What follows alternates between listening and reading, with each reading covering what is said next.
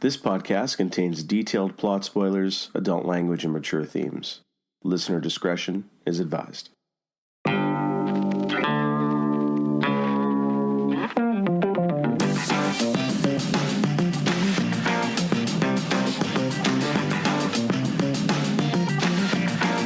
Welcome to a podcast of Rare Antiquities, episode 11. Today we go back, before the dark times, before the Empire. We explore the hero who became a villain and how he became the Lord of Darkness.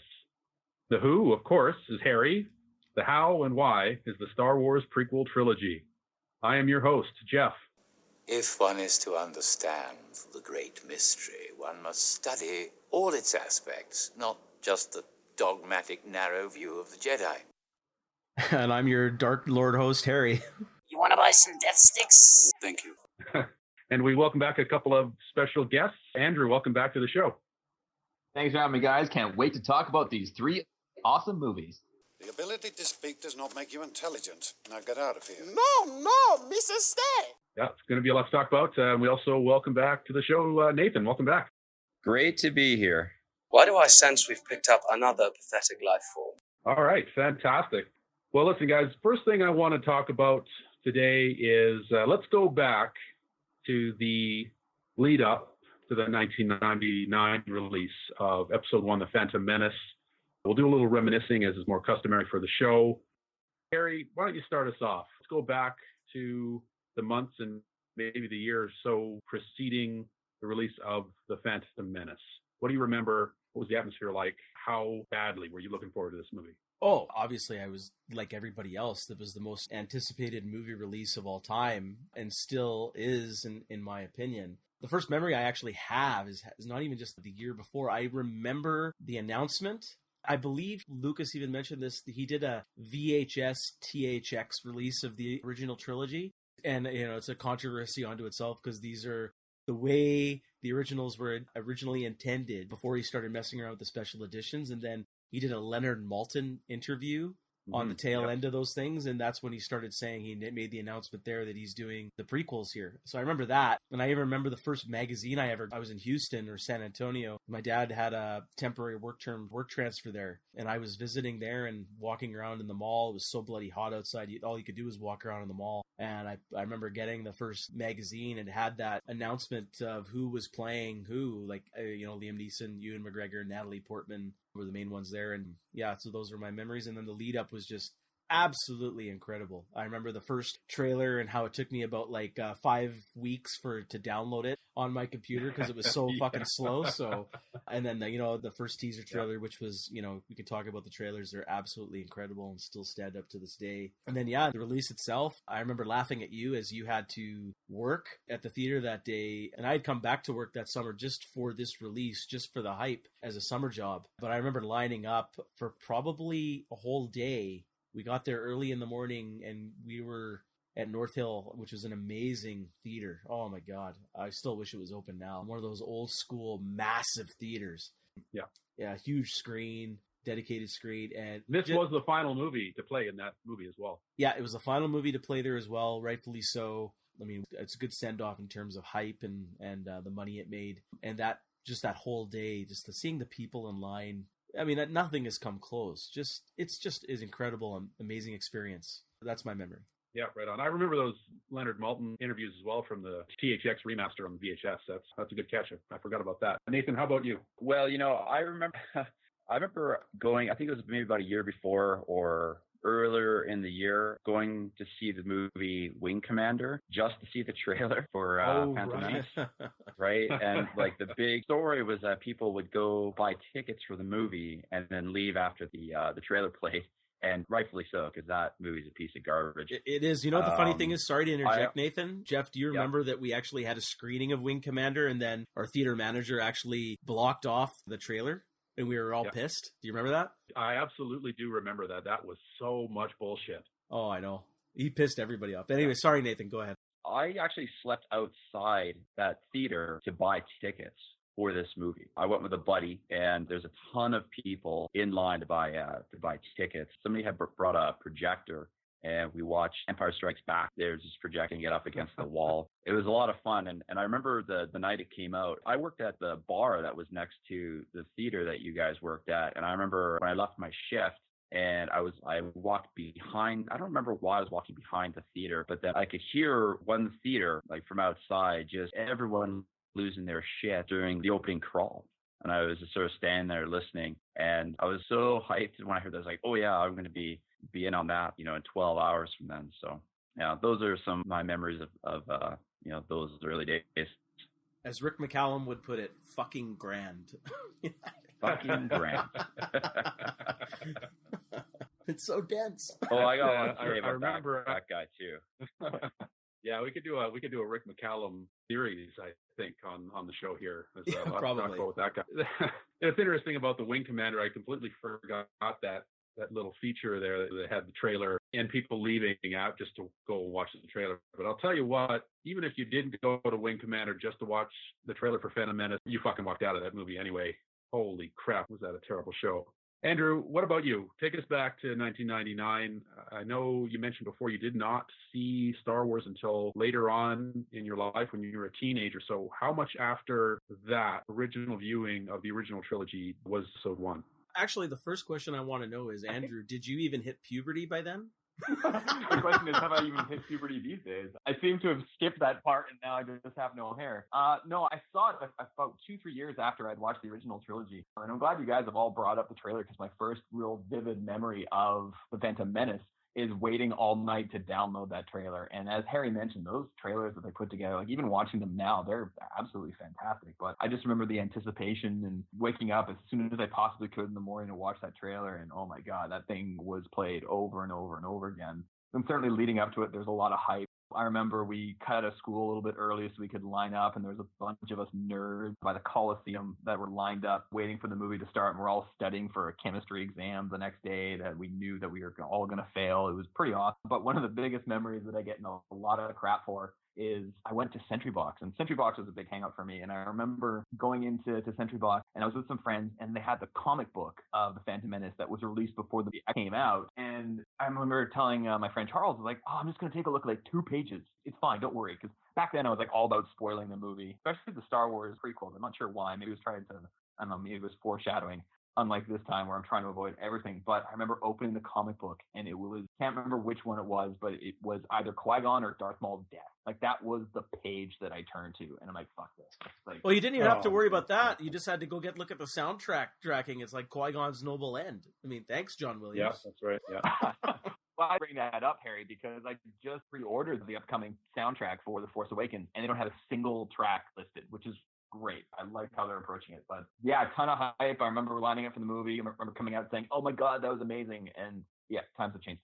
That's interesting you say. I mean, it was fairly well received by critics and fans alike at the time. And I think, well, we'll get into it. Time's gone on here. So let's get into The Phantom Menace a little bit. First thing I wanted to talk about is after the opening crawl, after, the first shot, we get into this blockade with the Trade Federation. And we're not going to go blow by blow with the movies here, obviously, but I kind of have some sort of problems here. I thought maybe we'd talk about it. Can anybody tell me what a Trade Federation is and what is going on with this blockade here? Andrew, give me the rundown on this story beat here. I need some help. I actually rewatched it today just to make sure that I was really prepared for this. And I actually am going to bill Harry for 2.5 hours of my life back. But coming into this, it's like I read the opening scroll and I was like, what the hell is going on? This doesn't feel like a Star Wars movie. So I had no idea really why they were blocking Naboo. Had no idea who the Trade Federation were. Did think it was pretty cool that we're about to see 2 Jedi Knights, but it still is like, what? No, this is different. And that pretty much set the tone for the movie. Harry, what about you? Opening feelings about, sitting there, these are the first scenes of this new movie, and I mean, I'm confused right off the bat. What are you feeling? I don't know if I'm confused. I mean, the feel is definitely different when the opening crawl is talking about taxation and trade routes. It's getting more political than the other movies were, even though the other movies were dealing with the galactic civil war. Here you're dealing with taxation, trade routes. What were they doing here? It's a good question. I don't know if I actually get my head around it, but I mean, do you want to talk about like what Palpatine's plan was here, or just the idea of what trade routes are, or what is this blockade? No, we can get into Palpatine's plans a little bit later because that is a topic I want to bring up. I'm more referring to, I don't know, what's a trade federation? Yeah, I mean, are these guys? I was kind of watching. We're talking like, are they gangsters? Some kind of union? I guess think what I'm getting at. Yeah, no, you go ahead. No, I agree with you. I don't think it's well fleshed out, but I also don't think that was really a point anyways. I think just what was going on here is that I think these guys were either suppliers or they're blocking further imports of food, because later they talk about, their people are starving, even though they have a very lush planet and vegetation all around them, but their people are starving, so that doesn't make a lot of sense. But it looks like these guys are blocking incoming imports to the planet.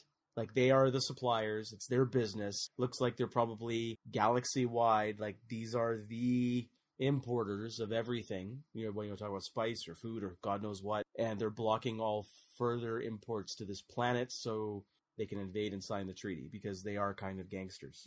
How they come to manage this and are legal and all this stuff. They talk about, is this legal? I mean, I don't know how any of this is legal, because, I mean, you have so many. They talk about thousands of star systems. There's only one people who do imports, one business or one group of people. So it's kind of iffy and wishy-washy. I agree. I don't think that's the point too much, because they immediately start kicking into the action within a couple minutes here, but I'll just leave it at that. Yeah. My initial feelings here, I just want to talk a little bit about as the movie opened and what I remember from The Phantom Menace when I first saw it. The most tangible memory I have is when Obi-Wan and Qui-Gon walk into the boardroom there, and they pop the hoods down, and Obi-Wan says, "I have a bad feeling about this." And I thought, I'm right there with you, brother. The way he delivered that line was so wooden. And in the exchange between him and Qui-Gon after that, I thought, we are in trouble here, and that's not a good sign. Really? Effectively, some of the first lines of the movie. That quick? Nathan, what about yourself? Yeah. As soon as he said that, I was like, oh, no, this is not good. How do you even parse this opening? I think at the time, not easily.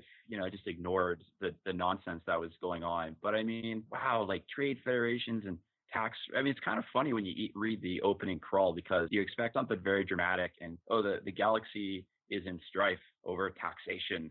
It's almost like a commercial for something, and they're just kind of using a Star Wars motif to it, right? But it's just their boring business nonsense. Yeah, as to what a trade federation is and why they would want to block trade, this one podunk planet that, and it's never explained. Like, I mean, yeah, they talk about the starvation. Is Naboo importing something, or do they export something? I mean, it's just nonsense. And yeah, the opening scene there with Qui-Gon and Obi-Wan, I mean, right from go, we're getting bad dialogue and if acting. I'm just surprised that you guys find the acting just right away that wooden. I mean, I'm more concerned with those Nemodians when they're saying, "Are you brain dead?" And it's like stuff like that. It's like, that's cringeworthy dialogue. That's when I started to go, man. That's when I was going bad. But Qui-Gon and Obi-Wan at this point, I mean, we can argue about the wooden acting later, but I'm surprised you guys are already getting that feeling right off here. I thought they were okay in this opening scene, at least. Well, those Nemodians, though, when I watched it again recently for the podcast, it's almost as though there's parts of the conversation that were edited out, and they're just saying nonsense words. The conversation itself makes no sense. I think the delivery of some of the lines there, I think maybe it's not that stiff is the right word, but I think certainly for Liam Neeson, I think the way he acted in this movie was a choice. I think he is trying to be this emotionless, or like someone who's in control of his emotions at all times, and he kind of, nothing rattles him. But it doesn't really help that the dialogue, the lines themselves aren't well written, but I think he is making an actual acting choice throughout the whole movie. I just don't think it's great. Well, why don't we pull back a little bit here and maybe talk about some of the broader things. Let's talk about the acting and the casting as well. I think they go hand in hand. So your thoughts, Andrew, on the casting of this film and the performances that we see? Oh God. There's so many different people to talk about, and it's difficult because I'm not sure they necessarily got the choice of the actors incorrect. I certainly think that the portrayal and the direction is what had a major impact on their performances throughout the duration of the movie. Like Liam Neeson, watching it again, like I actually gained a new appreciation for Liam Neeson. He seemed like the only one who was able to deliver such terrible dialogue in the script and make it seem kind of like a Star Wars movie, like you really wanted to be there. Ewan McGregor, I found this one, he wasn't as good as he was in episode 2 and episode 3, and episode 2 is saying something. But I think like the choice of the actors was actually pretty good. It was just the direction, it's minus Jar Jar. The direction itself from George Lucas and the absolute god-awful dialogue is what really sets this apart. So for me, like I was really happy with McGregor, Liam Neeson, going to Natalie Portman. Like I think she was great for the Queen. I think the notion of her as the Queen certainly was good. The execution was bad. Jake Lloyd, I thought he pretty good child actor. I think he was in Jingle All the Way as well. So he knew what he was doing and he wasn't as bad. I was actually pretty impressed with the people that they did pick for this. But then again, I think the direction from George Lucas is what really made these performances, from some of them being Oscar caliber and Oscar winners, absolutely dreadful. Harry, what do you think? As a whole, to be honest, I thought everyone did a pretty good job in this movie. We could talk about the acting in the other movies is a completely different story. Well, the acting here, the acting in this movie is pretty solid all the way around. I also want to just give a shout out. I mean, in no way this is a great acting performance, but I am just fed up with all the people who just sit there and bash Jake Lloyd. Like seriously, he's a 10-year-old kid. Yeah, there are other kids who are better actors than this guy, but he actually sold some pretty good scenes. You know, like that conversation. I really like the conversation that he has with Qui-Gon and his mom and Padme around the dinner table in his own home, and he's saying he wants to help people, and he's trying to convince, I can, convince, I forget the exact dialogue, but I can convince Watto that I built it, or it's my racer, or something like that. That's a pretty good performance from him. Yeah, there's some things he didn't sell, like the crying when he was leaving his mom and stuff like that. And like, oh yeah, I'll try spinning. That's a good trick and stuff like that. There are a couple of bad lines there, but it's definitely in my opinion, a bad choice by George Lucas for saying that they wanted to start off with a small kid to begin with. It should have been a bit older, in my opinion. But I'm not going to sit there and bash Jake Lloyd to the nth degree here. I thought he did an okay job. Liam Neeson, Ian McGregor didn't have much to do. Liam Neeson carried this movie. He's the reason why this movie really works. Now, whether the casting choice, whether the creative choice of even having Qui-Gon, we could talk about as well. Should that have been Obi-Wan? Maybe, maybe not. I liked what I saw here. I even liked Natalie Portman in this movie. She did a great job. I'll just leave it at that so we can get other people's opinions. And a shout out to Ian McDiarmid, fantastic again. I thought he did a great job. So those are the main players. So the only guy I really hate and I always laugh at is the guy who plays Rick Oley. Shield generator's been hit. It's like I was gonna crack out of that guy. It's like there's bad acting right there. But I'll leave it at that. I loved how his eyes just popped out of his head when he said that line too. Yeah, he was terrible. I love that line though. I absolutely love it. It makes me laugh every time I watch it. Yeah. He looks like he's straining so hard. Like, shield generator's been hit. I know obviously that's a big deal, a starship and a space battle, but a little overdone there. As far as the acting goes, in my opinion, I'm not going to bash Jake Lloyd simply because he is a 10-year-old kid. I've heard stories that a guy can't even walk down the street nowadays because people yell at him and throw donuts at him and shit. I will say that his performance is worthy of a 10-year-old, and it is cringeworthy, and I blame George Lucas for that. What's a 10-year-old kid supposed to do with that dialogue and that direction? Not a damn thing.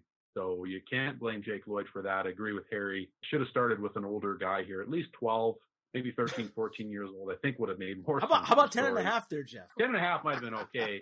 That might have worked a little bit better. It doesn't make a lot of sense for the story, I think, for him to be as young as he is. Forced or not, I did not buy a single scene with him in it, action or otherwise. I think it's very unfortunate that this is how we start with Anakin Skywalker. Clearly, Liam Neeson is the anchor here. He can class up any joint. I could watch Liam Neeson read a shopping list and I would be mesmerized. He is that good. He really is that good. And he was fantastic here. I loved seeing him as a Jedi. Unfortunately for Ian McGregor and Natalie Portman, I think they both suffered from the same thing here. They're both good actors. You see them in other movies and they do a really good job. I don't think either one of them is ever truly great in anything, but they've both given very, very good performances. And the dialogue here just does not give them a chance to showcase their talents, and without adequate direction and with that dialogue, the fight was over for these two before it even started, unfortunately. And that's a real shame, because I thought the casting overall, with the exception of Jake Lloyd, just in the character choice of Anakin Skywalker, was spot on. Yeah, I'm pretty much in agreement with everyone. I think the movie is passed pretty well. One of the other things I watched recently was the documentary, The Beginning, sort of the behind the scenes making of Phantom Menace. And there were other kids that seemed to be better in the audition for Anakin Skywalker. Everyone liked this kid more than Jake Lloyd, but George Lucas just liked Jake Lloyd better. It's kind of weird, when you're a director who is not really a people person, you really have to be spot on with casting children. Children just don't emote properly. I'd just like to add one thing. I think George went with the decision of more experience with Jake Lloyd, because he had done a few other things. And I think the point was, I remember when you're talking about The Beginning, that documentary, there was one other kid who seemed pretty good. He seemed okay. I think I liked him in the audition better than Jake Lloyd. And he had a little bit more of an edge to him, which I think a serious edge, even though you're talking about a 10-year-old boy.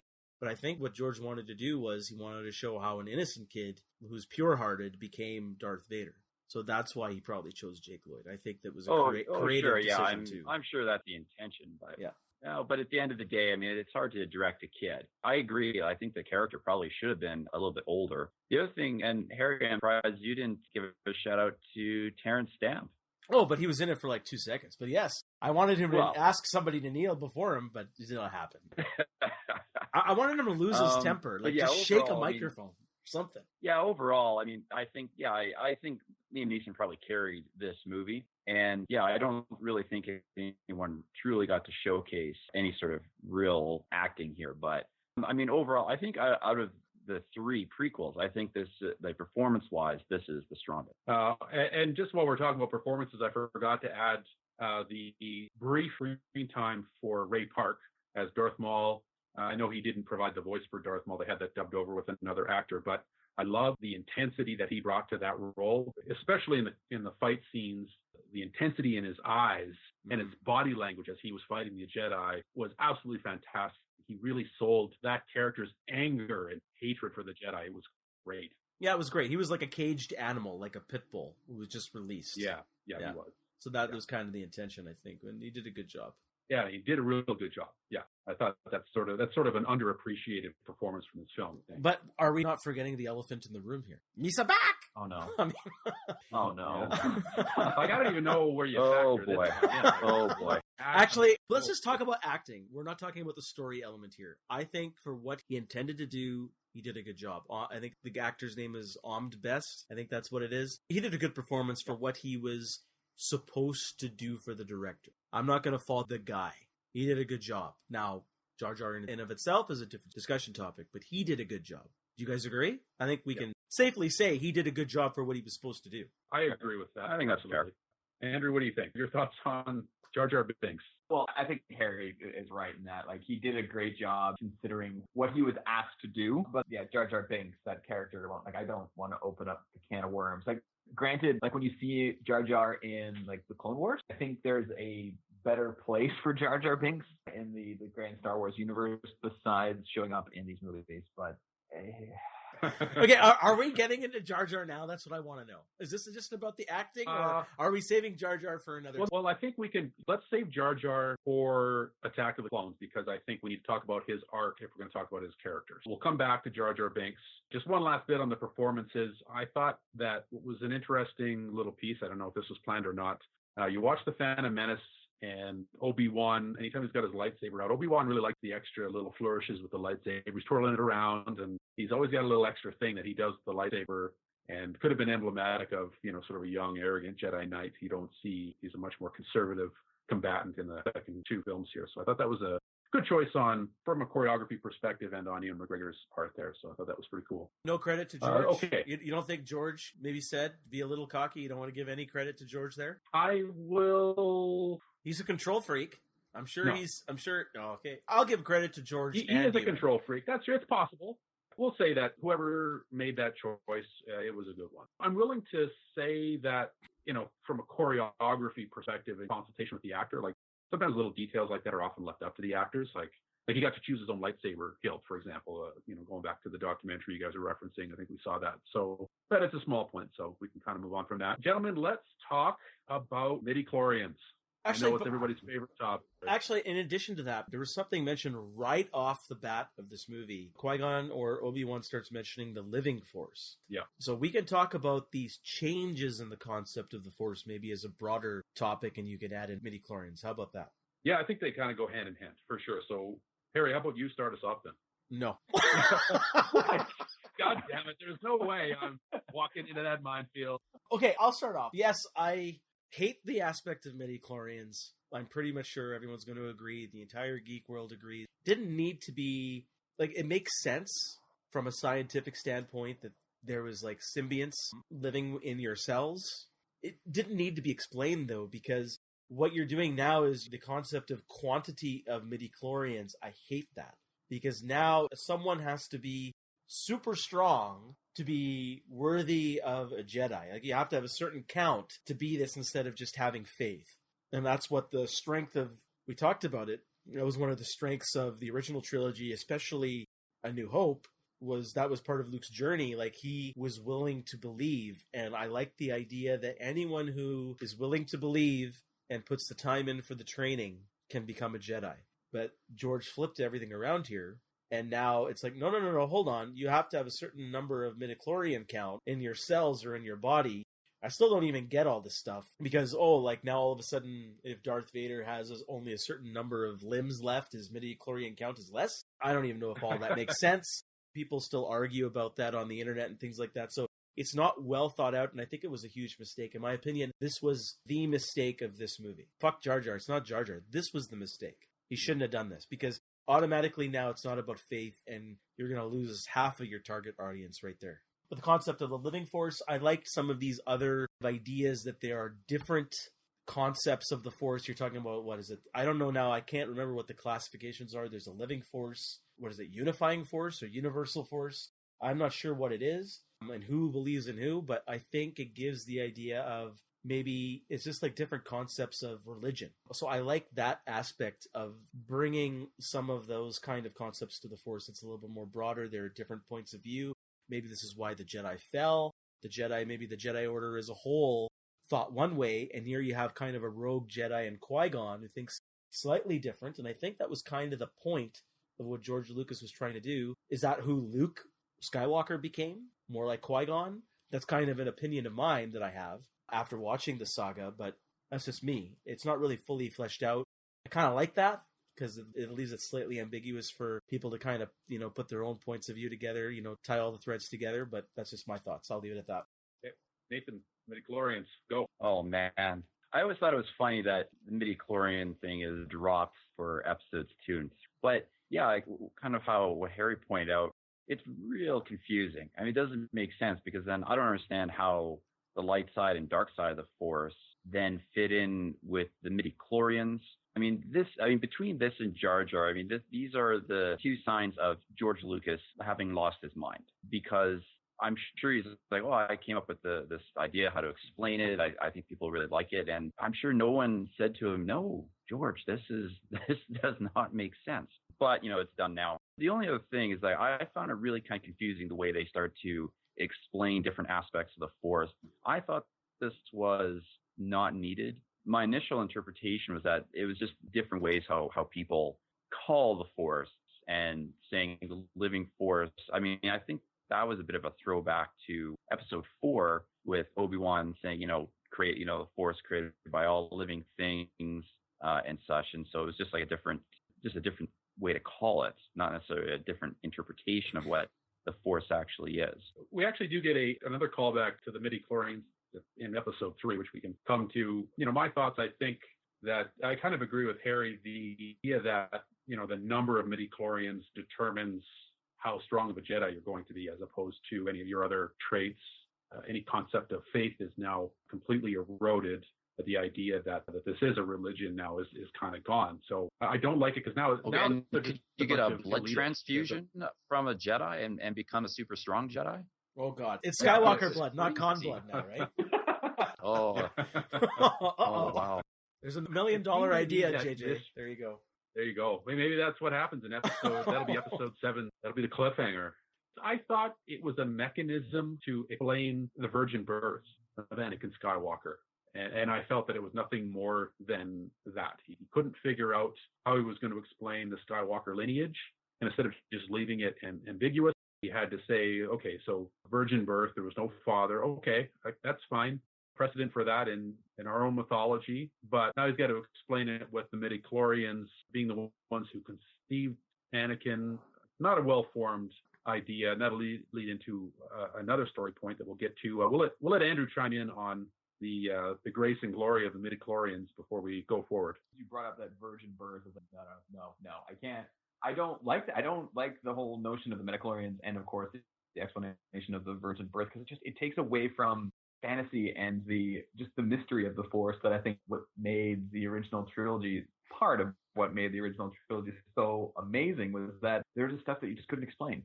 And like to define the midichlorians and to have such science behind it in regards to like who's a Force user versus who's not a Force user. I'll disagree with Harry that the original trilogy didn't give this notion that anyone can learn the Force or be trained in the Force or become a Jedi if they believe in it. But here, like having like the midichlorian count, it took away the mystery. It took away that fantasy aspect that we all loved about it. And when they explained virgin birth, hell, like I shouldn't say hell and then lead into the fact that I like grew up Catholic, but like I don't. I'm going to hell.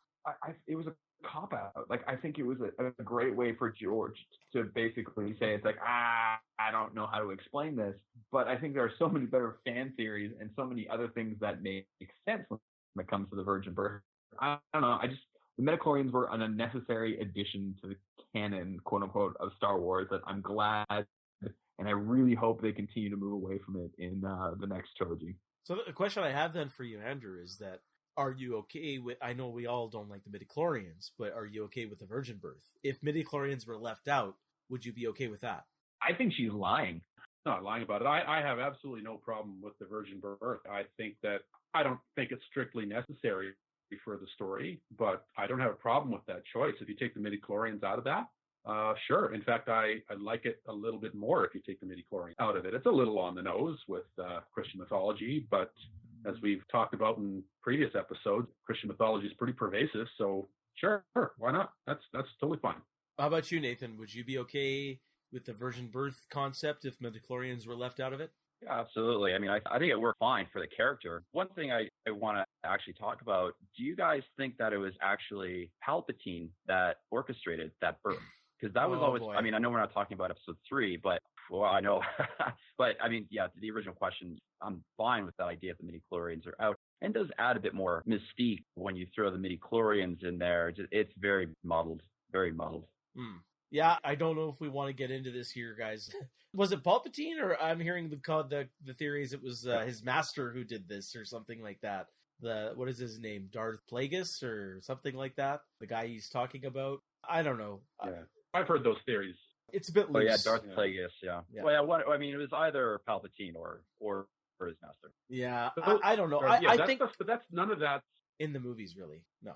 There's nothing in the movie to suggest that. I've heard that fan theory as well, but there isn't anything on film to suggest that that's the case here. So I'm gonna say no, that there's no way. Now that does lead into another story point that I think is important to bring up at this point. Qui-Gon describing the Vergence in the Force, whatever the fuck that's supposed to be. But he speaks of the prophecy of the one who will bring balance to the Force.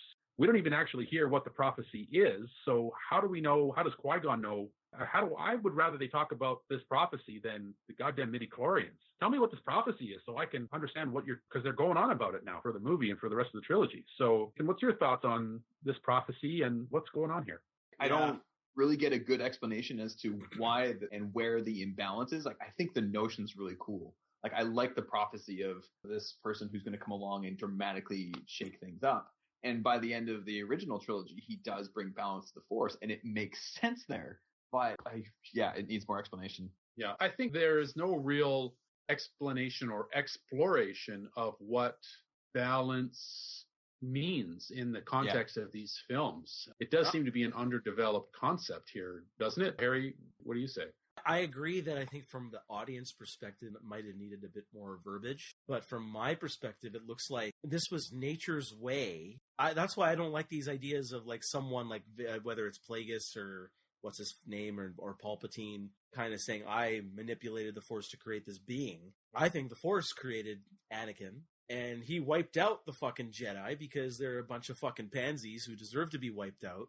And that was kind of nature's way of eliminating them. And then again, he did both. He eliminated them, and then he got rid of the bad guy and Return of the Jedi. So I like this concept, and I think it's okay, but I agree it's a bit confusing. But I like that it's somewhat ambiguous because it's up to the viewer to kind of try and interpret for themselves. Maybe it would have been a bit more straightforward if he, instead of saying balance, bring balance to the Force, it was more, this is the prophecy of the guy who'll destroy the Sith. I think that would have been a bit more straightforward for most of the audience, but I like the way it is. I like that there's a prophecy. Okay. Yeah, I think we can also revisit the prophecy once we sort of look at the conclusion of the prequel trilogy. I want to talk about the lightsaber duel here between Qui-Gon, Obi-Wan, and Darth Maul. I think generally regarded as one of the best fights in the 6 films, just from a choreography perspective here. Obviously, there isn't a whole lot of emotional weight to this battle. It's just a battle, but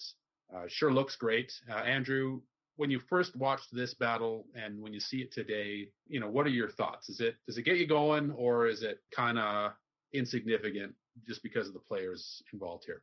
It still has an impact. Like watching it this morning, and the scene right up to where Darth Maul appears in the hangar, where everyone's like walking towards, and you just see the doors open, and the first 2 notes of Duel of the Fates hit. Oh, it's spine tingling. Like I just love the combination of the choreography, the music from John Williams. Like, and I was thinking about this. Like, I don't want to say John Williams blew his load when it came to like having this epic of a piece.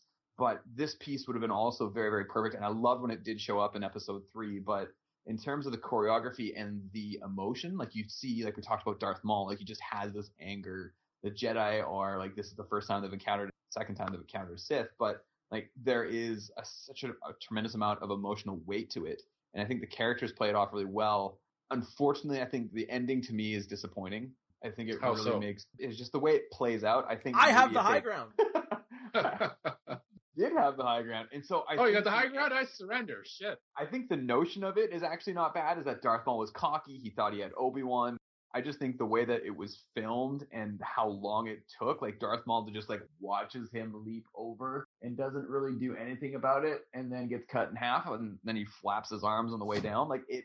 He was trying to fly, Andrew. Fuck. He did fly. That's why he survived. He does survive. I'd like to add, I think, what would have been better, now that you think about it, is if maybe he kind of managed to flip himself to the other side instead of just leaping vertically up. He went diagonally the other way, and then he was able to grab Qui-Gon's saber and then have a quick little 5-second or 10-second battle and then cut him down. I think that would have been a bit better. The idea and the intention behind what happened certainly played out. It's just when you look at it now, it's like, it looks a little predictable, kind of like the high ground. But overall, I love it. Like I just watched The Phantom Menace for this particular sequence. Yeah, I think it's the high point of the film myself. What you said there, Andrew, when the hangar doors open and he's standing there like, and the first 2 notes play of, oh man, that's what pisses me off about this movie is there are moments like that. That's not the only one. There are moments like that in this movie that are so damn good.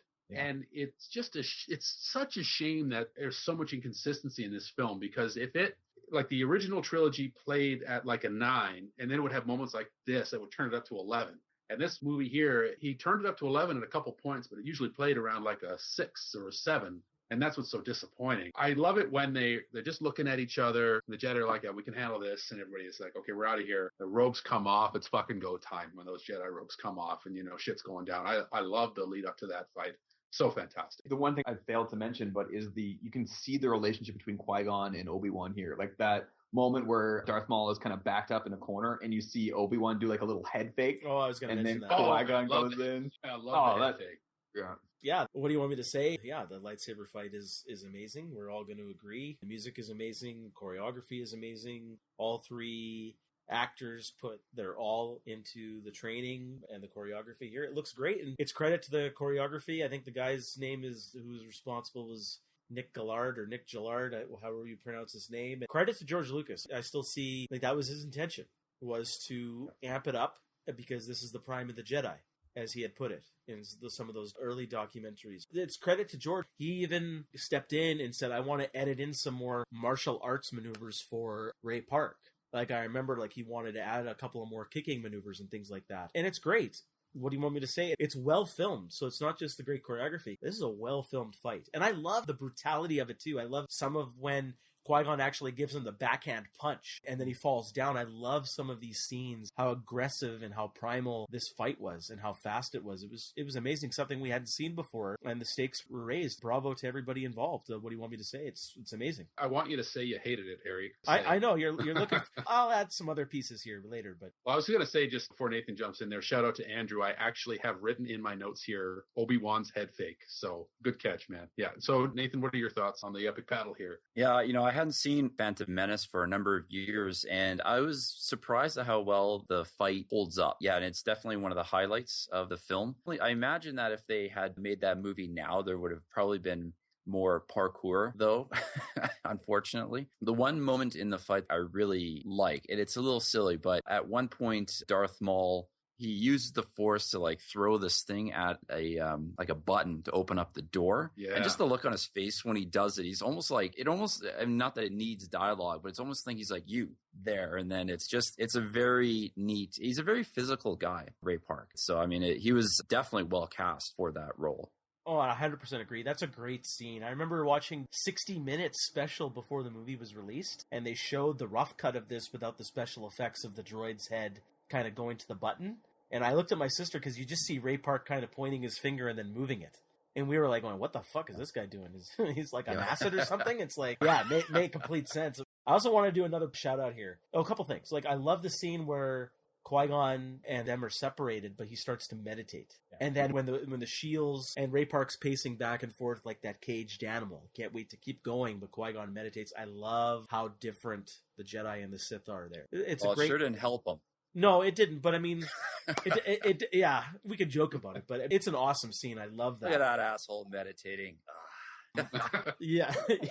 I think it is good. I mean, that again, I think one of the things I do like about the prequel movies in general is that it does show the skills and the heights of the Jedi at this time, because the original prequels, the original movies, Luke does not, like, he's strong, but it doesn't seem like he's as strong as these guys are in this movie. And, part of that's just, the movies are newer, right? But I think that shows like a really neat side of the Jedi. Yeah. Doing things like that. Yeah, okay, so that's the lightsaber duel. Let's sort of pull back and maybe bring the Phantom Menace to a close here. So, Harry, maybe other thoughts you've got on the Phantom Menace, if you want to speak about maybe some of the cinematography, the way this movie was shot. Okay. Yeah. There are other thoughts. Lots of thoughts, but we didn't talk about the pod race at all. And I wanted to ask you guys Let's talk about thoughts. the pod race. Yeah. Talk about I absolutely love the pod race. I might be the only one in the group here who loves it, except for the fucking two-headed announcer who kind of, dumbs it down for everybody. I love every aspect of the pod race. Yeah, the two-headed announcer I mentioned, maybe a couple of the goofy aliens who are the other pod racers out there, but I love everything here. Because you mentioned cinematography. There's a lot of great cinematography here, even though it's mostly visual effects in terms of how the look of it looks, but there's lots of aerial shots like through the canyons and things like that. I love all of this stuff. Looks great, sounds great, it's fun. I don't know about you guys, but I loved it. Yeah, shame on me for not bringing up the pod race. I think this is also one of the high points of the film here. The pod race is spectacular. I wish it had a little bit more story significance outside of satisfying Qui-Gon's gambling addiction, but it really, really works very, very well. My favorite was Quadraneros. Poor bastard didn't get off the start line there. It's filled with goofy aliens here, but it fits within the context here. This is a good, fun scene. It's very well filmed. I know it's all computer animated, but conceptually that must have been a hell of a project to undertake, just this one sequence here. I think it plays great. There's lots of tension. It's fun. It looks great. Even and this is probably where Jake Lloyd is at his best in the movie, is when he's in this pod race here. I think it. Yeah, he did a good job. He did a good job here. Shout out to Kitster as well and the young Greedo. I don't know if that's Greedo. I mean, and I don't know if any of you guys know that brown little kid. I think his name's Kitster. I remember back in the day that was supposed to be Boba Fett. Is that everyone was saying, is that Boba Fett? I do remember that rumor that was supposed to be Boba Fett. Yeah. Kitster's Boba Fett. I remember that back in 1999. Oh, brings back memories. I really like the pod race. My beef, though, aside from as to why someone is not saying, hey, Master Jedi, this plan of yours is crazy. And there's that line that Natalie Portman has. It's like, and it's from the trailer as well, where she's basically saying, do you think putting our faith in this kid we don't know is a good idea? And I'm thinking, doesn't matter if you know him or not. He's a child. You're depending on him. But my one complaint about the pod race is that Anakin doesn't really win because he's the best. He's really because he's the only one with a pod that doesn't blow up at some point. Yeah. I think it would have been served in first better. And last, basically. Well, essentially, yeah. I mean, that's how he won by default is what happened. I think it would have been better if Sebulba. I mean, I know there's a bit of a moral lesson here of Cheetos never prosper, but the story would have been served a little bit better if Sebulba was not cheating necessarily, or at least against Anakin. I know there is some of that added tension there with kind of the pod all akimbo there, but that's sort of my beef with the pod race. I mean, the race itself looks great. Andrew, pod race, man, what did you think? Yeah, I'm going to echo Harry's comments, and I think the consensus is that the pod race was a really good addition. What I didn't like about it, and I don't want to necessarily reiterate what has already been said, and I think this kind of highlights and goes into my overall comments for the Phantom Menace, is I don't like the unnecessary little cut and comments that certain characters make that are explaining things on screen that the audience already knows. And that's a big issue that I have with the Phantom Menace, when it comes to, for just example, the constant exposition, Oh, but yeah, the exposition itself in Phantom Menace, and especially during the pod race, takes away from the effectiveness of the sequence. But I love it. I think it's really well done. Jeff, I think it's great that you mentioned that this is Jake Lloyd's best performance throughout the duration of the movie. I really, really enjoyed it. Coming back and having actually sat down and watching it after a number of years, I really did enjoy it. But the exposition, God, and that is a common thread throughout this damn movie, is that if you just remove the stupid exposition, the pacing would be better, and I think the movie would be better. And I think it can apply to this sequence as well. Yeah, I think you're right there. Harry, anything else we've left? Yes. I mean, we'll do final thoughts, but what else do we need to go back and revisit here? I just want to get your guys' quick thoughts on the concept of racism here. I know it's going to open up maybe... Pandora's box. Let's not try and spend too much time on it. Just a general thought here. Do you think that having Jar Jar there, the Nemodians, a lot of people complain about racism here, right?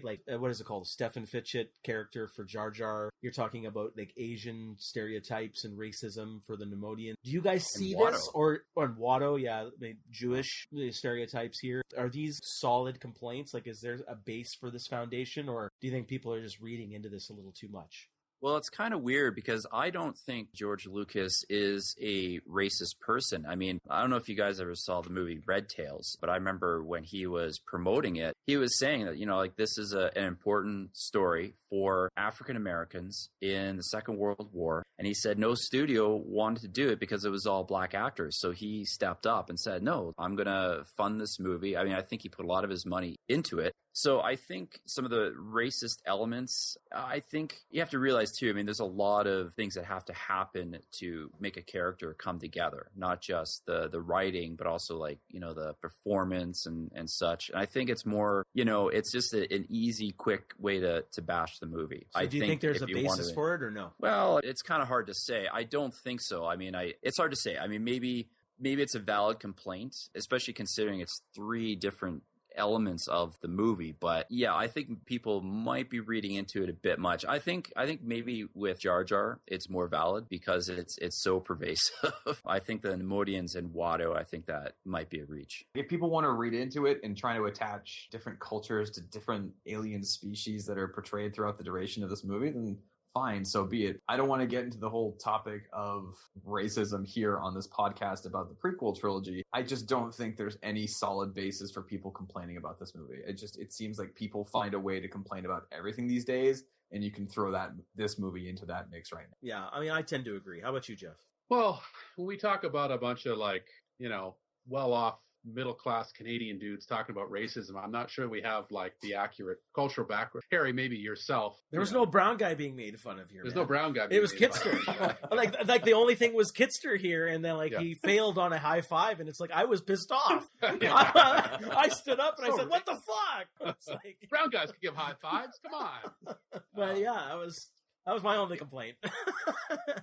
You know what? I think that it's really hard to tell somebody what they should or should not be offended by. I mean, if you're sitting there watching this movie and you're offended by it, then you're offended by it. So I'm not going to say you shouldn't be offended by it if you feel that way. I definitely would say that there is no intentional racism here. I would say that there is very likely no unintentional racism here either. I think that some of these complaints are definitely read into a little too much. We're talking about alien species here.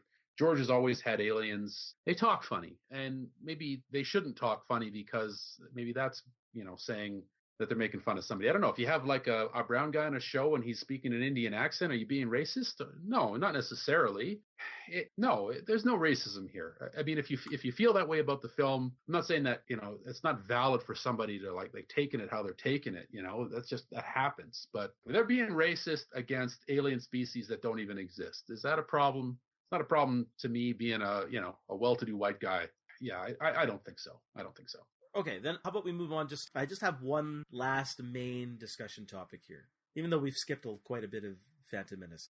The idea and the concept of having Qui-Gon be the push to train Anakin instead of Obi-Wan Kenobi. Even though I know Obi-Wan still takes Anakin on as the apprentice or Padawan, and I guess there's a bunch of years skipped between Phantom Menace and Attack of the Clones. We can get into it soon, but a lot of fans complain about Qui-Gon's presence. It's not that Liam Neeson did a bad job, or they didn't enjoy the character, but the idea that he was the one who found and pushed to train Anakin, do you think that changed the story points or the concepts of what was presented in the original trilogy? Yeah, that's a real tough one because Liam Neeson is so good here. He is the highlight of this film. But if I have to say honestly, would the prequel trilogy work better if the story is restructured to not include Qui-Gon, or to have Qui-Gon in a lesser role and have Obi-Wan more prominent from the start? And I think that, if we have Obi-Wan more prominent from the start and older Anakin,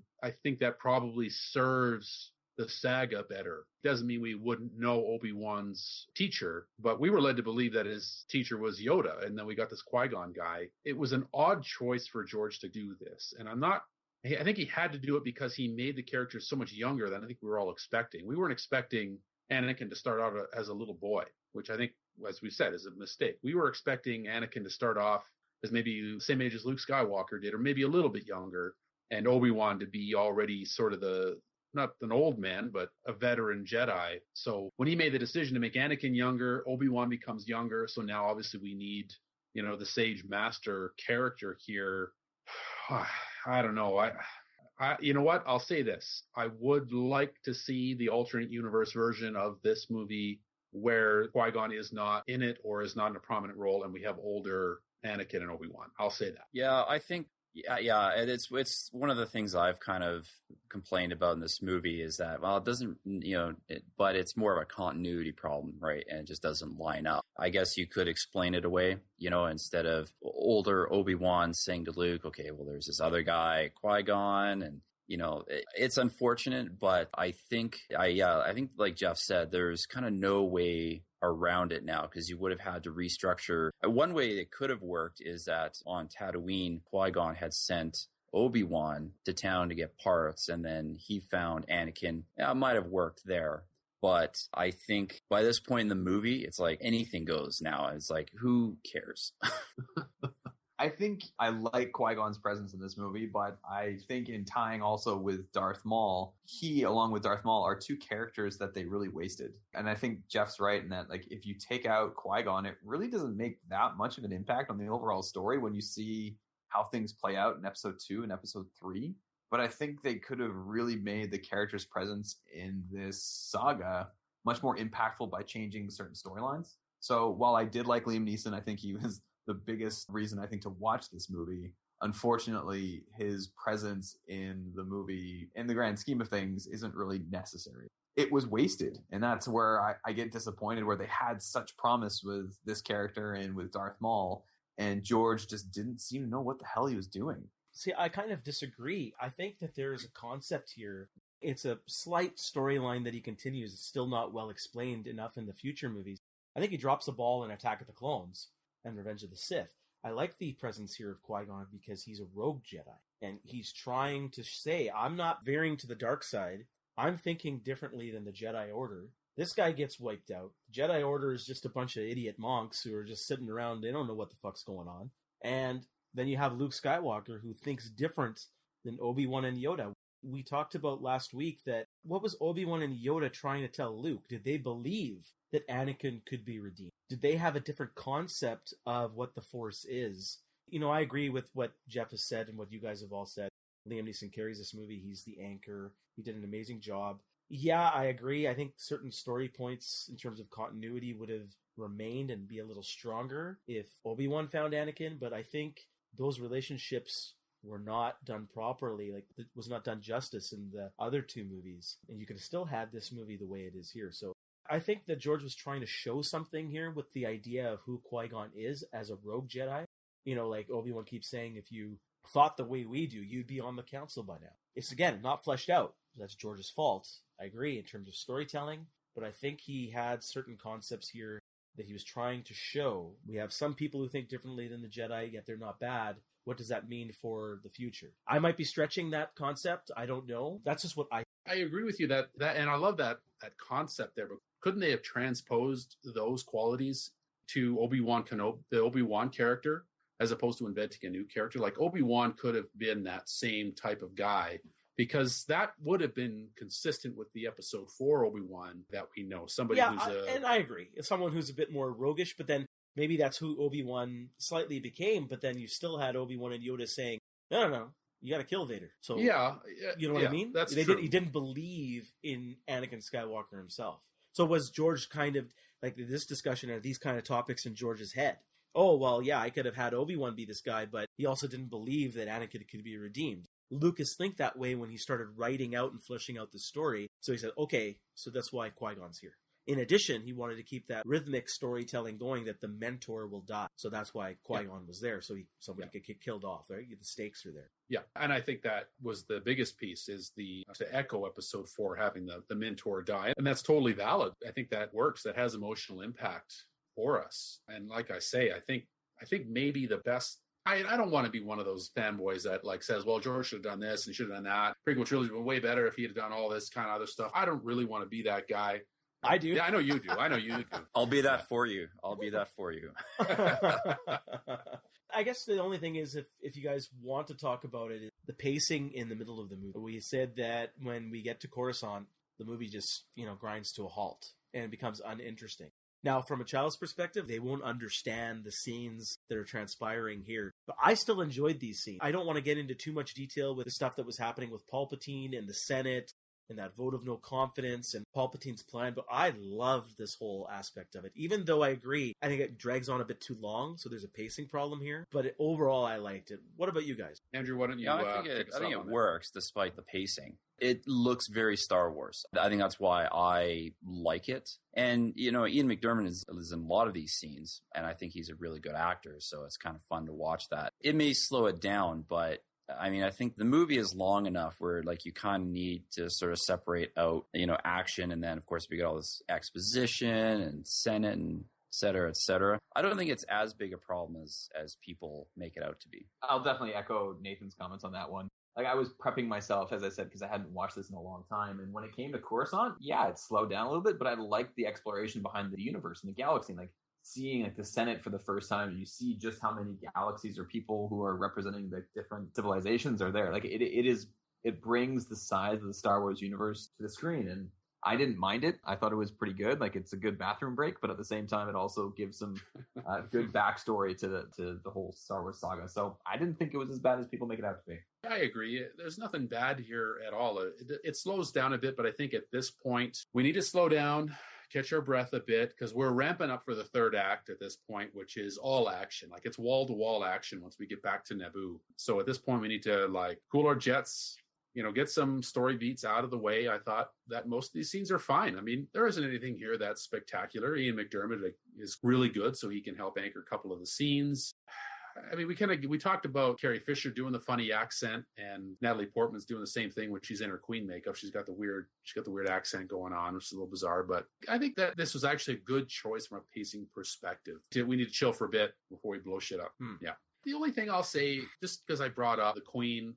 Okay, so let's take a look at Naboo. Seems like a very civilized piece. They say that they're peaceful. They don't really have much of a standing army, right? The Gungans did, but the Naboo didn't really. So for a real peaceful, civilized, chillaxin place, why does the Queen have like 12 body doubles that need to like act as decoys? Oh. What's going on? What's going on here? It doesn't. I never thought about it before. But well, the whole story of like her whole backstory. I mean, if she's a teenage now, this is an elected position. Yeah. So did she campaign as a teenager for this position? That's a good question. Honest to God, I did not know up until I think last week that Keira Knightley was the double. Yeah. Yeah. I always thought it was just Natalie Portman and they're just doing a little camera trickery. Yeah, that's so bizarre that it's like how many assassination attempts happen on I don't know about you guys, but I've got 6 body doubles, on the go as it is. Oh God. And also I always wondered if Qui-Gon knew who the real Queen was. I kind of think he suspected. I think he suspected, but he didn't say anything. Yeah, because he's the only one who doesn't really react when she outs herself. Yeah. And just some of the lines that he says to her is like, no more orders from Her Highness today. And, the Queen trusts my judgment. Is very pointed with it. I think that if it wasn't in the script, I think that Liam Neeson was probably throwing some stuff in there himself if it wasn't directed. So I got the impression that he knew. Well, I think it's time to wrap up the Phantom Menace. Andrew, final thoughts? Anything goes? Acting, cinematography, final thoughts? Go. It's not as bad as people make it out to be. With some tweaking and with some backstory that isn't properly explained, there's a lot of material that I think Disney is going to be able to use. And you see that through the Clone Wars. And I think it was just a very poorly set up movie. It had material that was good. It had the right characters. Cinematography, the CGI. I was actually surprised just how well the CGI held up. Like I found this next to episode 3. In comparison to episode 2, I found this actually a much better movie visually than episode 2. The blend of CGI and on-set filming, I just don't know what to really say about this. Like, it's not really necessary in the grand scheme of things. It's not bad. It's not great. It's ho-hum. I don't know. That's really what's coming to my head right now. Okay. Nathan? Yeah, I think at its core, there is a good movie hiding in here. Just before we started recording, I was reading an article, and there was actually a fan cut. It's up on, I don't know how long it'll be on YouTube, but it re-edits and removes a lot of the problems, and it tightens up the pacing in certain scenes. So I might check that out, because I think you could probably cut some cruft off this movie and make it a presentable Star Wars film. Yeah, I'll give my thoughts here. I think that, as I said before, I mean, there are moments of this movie that are so good, and then it stumbles really badly in some parts. So I just find it frustrating that it can be so good at some points and so it never stoops to awful, but it can be just disappointing at other moments. But I think overall, there's a lot to love here. Yeah, it's uneven in spots and there's some wooden dialogue, but I think it's unfairly maligned. I really do. I think that it's much, much better than, mainstream critics and the fan base give it credit for. I really do. It's kind of a shame that it turned out how it did, but it's also a shame that it's not remembered as fondly as I think it should be. Harry, your final thoughts to close the Phantom Menace. I love this movie. There, I said it. I think this movie, out of the prequel trilogy, feels the most like a Star Wars movie. We haven't talked about the practical effects. We haven't, our sets, and a lot of the practical effects. Yeah, there's a lot of CGI here, and the CGI is amazing, as Andrew had mentioned. We could start to see George's focus slightly as a businessman and as a techie, trying to focus a little bit more on, I want to create this CGI world. I think he had honest intentions because he had limitations with the original trilogy. It's well documented that once he saw Jurassic Park, he said, okay, now it's time. Now I can get my vision, fulfilled in what I wanted to do in the Star Wars original trilogy. Yeah, we talked about how limitations make a better film and those challenges to a filmmaker can make a better movie. those are very true. It's not just related to George, it's related to everybody. But the movie here is very, very solid. There are a few things where it stumbles, some pacing problems in the middle. The idea of the introduction of the taxes and the trade routes, as we talked about, can start to lose audiences a little bit. There is too much Jar Jar, even though I love Jar Jar. We haven't got into that. We'll get into it maybe some other time. But I liked the idea of this character. It was just too much of him. I like the fact that he was a clumsy oaf, and we'll talk about his arc if you want in the next movie, Geoff, so I'll leave it for that. I love the idea of how Palpatine, who's Darth Sidious, orchestrates this whole plan so he can get elected. It's a great story here. I love Qui-Gon. I love the acting for the most part in this movie. The lightsaber fight, everything here, there's nothing for me really to say I didn't like. Is it as good as the original trilogy movies? No. And I agree, it's unfairly bashed, I think. People just got hung up on Jar Jar Binks there's too much of them, but they got hung up on him too much to really see the good points of what was starting here. It's a very good starting point. Like, people don't even understand what the Phantom Menace is. It's fucking Palpatine, you dumbass. It's not fucking Jar Jar. It's not fucking Darth Maul. It's Palpatine. Some people don't even get that still. Is that a fault of the movie or is that a fault of the audience? People are stupid, so it could be a little bit of both. I don't know. But I like the movie. And leave it to Harry to both praise and insult the fan base of Star Wars almost at the exact same time. Fucking losers. Fuck those knuckle-dragging mouth breathers. The hell do they know?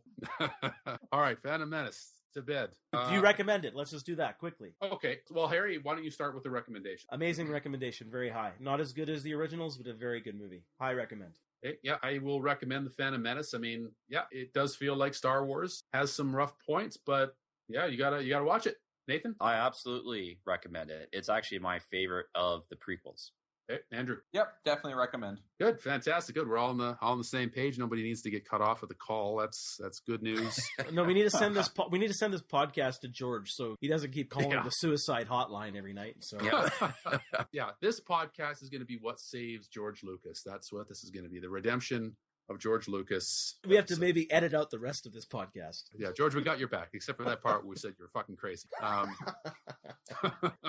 Okay, Attack of the Clones. First thing I wanted to bring up was the opening crawl. Let's talk about it in two pieces here, the title and the opening crawl. I actually really like the title of this film, Attack of the Clones. I know it received a lot of flack when it was first announced. Yeah, I remember Ewan McGregor saying it was rather ridiculous when a reporter had asked him what he thought of the title. Do you even know what the story of that?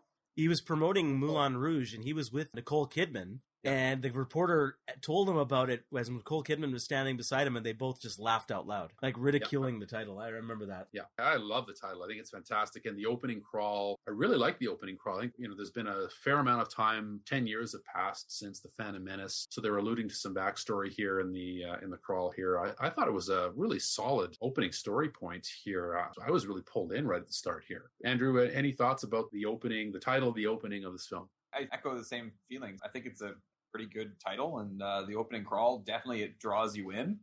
You certainly get excited leading into Attack of the Clones, like, oh my gosh, it's like we're coming up to the Clone Wars, which we had heard about in the original trilogy, but hadn't really got anything beyond that. So it definitely draws you in. That's where I'm going to hand it off to someone in before I start talking even more so. Well, why don't we open it up a little bit? So we'll take that. I also enjoyed the opening story beats where we basically have a terrorist bombing, an assassination attempt on now Senator Amidala. Harry, what are your opening impressions of this film?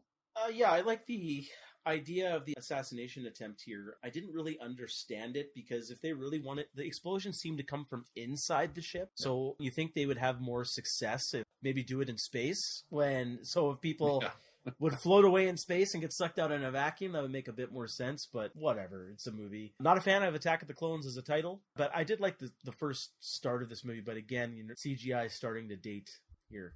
I remember it was kind of eye-popping at first, and now it just looks like a video game. So that's my thoughts. Yeah. The acting wasn't very good. It's like, oh, I'm sorry, my lady. Time to die. I failed you, Senator. Okay. Well, she's still got her body double, so I guess that's a good thing. Yeah. Even though she's not the queen anymore. Nathan, what about yourself? Yeah, I'm with Harry. I do not like the title. It sounds like a bad B movie. Attack of the Clones. But I think that was the point. That's what Lucas was going for. Like the old Flash Gordon serial titles. I get his influence. That's why I did it, but I didn't like it like yourself. Sure, yeah, but that doesn't make it better. or, I agree. or I agree. justify it. Yeah. But yeah, I think, we're starting with, with some strong action. Yeah, I did think it was weird that the explosion happens after it lands. And I'm also not entirely clear on why Natalie Portman is being targeted specifically. Yeah, she's going there for a vote. I was wondering that as well. So, and also I think in addition, that's one vote. I mean, that's the thing. Is she the swing vote? Well, we don't know. Maybe she is the swing vote. I think that's the official version. But then later, when Obi-Wan's investigating, Dooku is saying like those Nemodians. What's his name?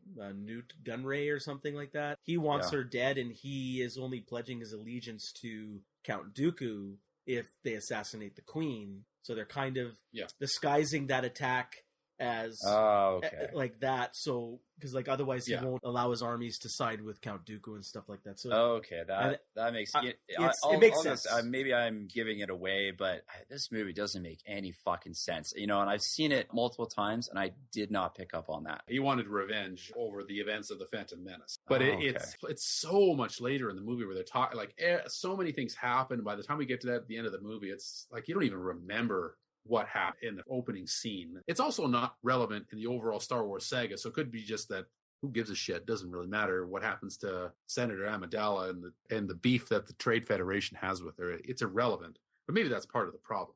Yeah, maybe. Question I did have though relating to that is Palpatine seems pretty intent on turning Padme over to the Jedi so that she can have Jedi protection. But he's kind of behind the whole shit. So what is his motivation here for making sure that she has the protection of the Jedi? He's trying to get revenge as well. He's pissed off at Obi-Wan. So a few things. He's pissed off at Obi-Wan that he killed Maul. So he wants to put them together and also wants to get Anakin in the picture because maybe he senses the Force that their destinies are intertwined because he's already getting a sense that this is going to be my next apprentice. He can kind of maybe get that sense through the dark side of the Force or some future vision or something like that. He knows they have to be together. So he's orchestrating these events a little bit. And maybe with Padme there and Obi-Wan there, he could try and kill Obi-Wan and Padme and kill two birds with one stone because he knows Newt Gunray needs to still have his army side with Dooku to get his plans fulfilled. But if Newt Gunray saying, I need this senator killed, he says, okay, I'll be put in with Obi-Wan and then I'll get them both killed at the same time because I hate those fuckers. I don't know. Okay, I mean, I understand what you're saying there, but is any of that actually on screen? Is any of that in the movie? No, that's so kind of what my problem is. Yeah, so it's a failure of the movie. Okay, good. Well, I'm glad we cleaned that part. Let's talk about some story beats here, guys. Now introduced to the adult Anakin Skywalker. Woo! And, yeah, no more. Let's try spinning. That's a good trick. He's now a whiny, behaving like a prepubescent teenager, even though he's a little older. A big, fat, whiny baby here. But they're in the elevator. They have some, and I'll use this term in quotes, witty banter. What are your first impressions of their relationship, Andrew? Yeah, you definitely get the sense that there is a bond between the two of them, irregardless of like the acting that is going on in the elevator. You definitely get the sense that they are pretty good tag team, and Obi-Wan's become somewhat of a father figure to Anakin. So I like the interplay. Acting leaves something to be desired, but that's something that's going to come out in future or in conversations about later scenes in this movie. But I did like it. Are you guys aware that scene wasn't even the first pass of making the movie? He had to add it in because he didn't have the foresight. Oh shit, these guys don't have any scenes together. Like any interplay like that. Like this was an added scene after the movie principally was done filming. Didn't know that one. Oh, you could spot it with Obi-Wan's fake beard as well. It's pretty terrible. His beard did look a little funny in this scene. I never knew that. Yeah, that makes sense now. Nathan, what do you think? Well, I mean, this opening scene, yeah, it's just more exposition to show that these two are friends. And then when they exit the elevator, we leave all of that behind for the rest of the movie because these two, I never really get the impression that these two are friends. And I think you can just look at all their dialogue in Padme's apartment there. And yeah, you kind of get this petulant brat, Anakin Skywalker. And this is one of my beefs with the movie is that I don't really feel like these two like each other that much. And I don't feel the bond. The dialogue indicates that it is, but it's the performances that I just don't bring it home for me. Harry, so what do you think? Are you buying their friendship or are you turned off right away? What do you think? Mixed feelings. I mean, I like the scenes in the elevator, even though it was an afterthought by George Lucas. Should have been in there, so I'm glad he threw that in. Yeah, the acting from Anakin a bit off. But I want to point out, I like the scenes where they were in conflict, when they were talking to Padme about their protection, and they're kind of at odds with each other. I thought those were strong scenes, how Anakin kind of thinks differently. He's letting his emotions get the better of him because he's trying to impress Padme, so I get it. But it gives some good insight that even though these guys have a bond, they're also at odds with each other. The problem I have is they don't take that to the next level. You know what I mean? They kind of just, it's like a very broad, I'm painting it, but I'm not finishing my painting. I just kind of did one brush with a color on a canvas, but now I dropped the rest of my paint and I didn't bother going to the store to get more, right? So that's kind of what I think. I think it was a good start. It just didn't go anywhere. Yeah, I think that's an interesting point you make there. I had used the similar phrase in the last episode that we had, where Star Wars is often, and the characters are often painted in broad brushstrokes, and that was to the original trilogy's credit. And I think maybe part of the problem we get to the prequels here is there's some of these topics require maybe a defter hand here. I mean, the broad brushstrokes don't really do it justice. The elevator scene was a little off for me. When they're in the apartment, I mean, when they're just talking to each other, Padme's sleeping in the bedroom and they're arguing about politics, that worked a little bit better for me. Maybe it's time to talk about the casting and performances here. Obviously we have the subtraction of Liam Neeson's Qui-Gon. We have the addition of Canadian Hayden Christensen as Anakin Skywalker. Boy, let's go there now, boys. Let's get into Hayden Christensen. Andrew, I'm going to give you the honor of going first. Oh, thanks. I was going to be like, well, let's talk about Christopher Lee first. But Hayden Christensen, and this is where I haven't seen enough of him in other films to really get a good sense of what he's capable of doing. This is pretty much it. There's not a whole lot else out there for him. If this is a good barometer of his acting chops, I have no idea how the hell he got this role. Maybe perhaps given his height and his appearance, but God, it was all in the eyes, Andrew.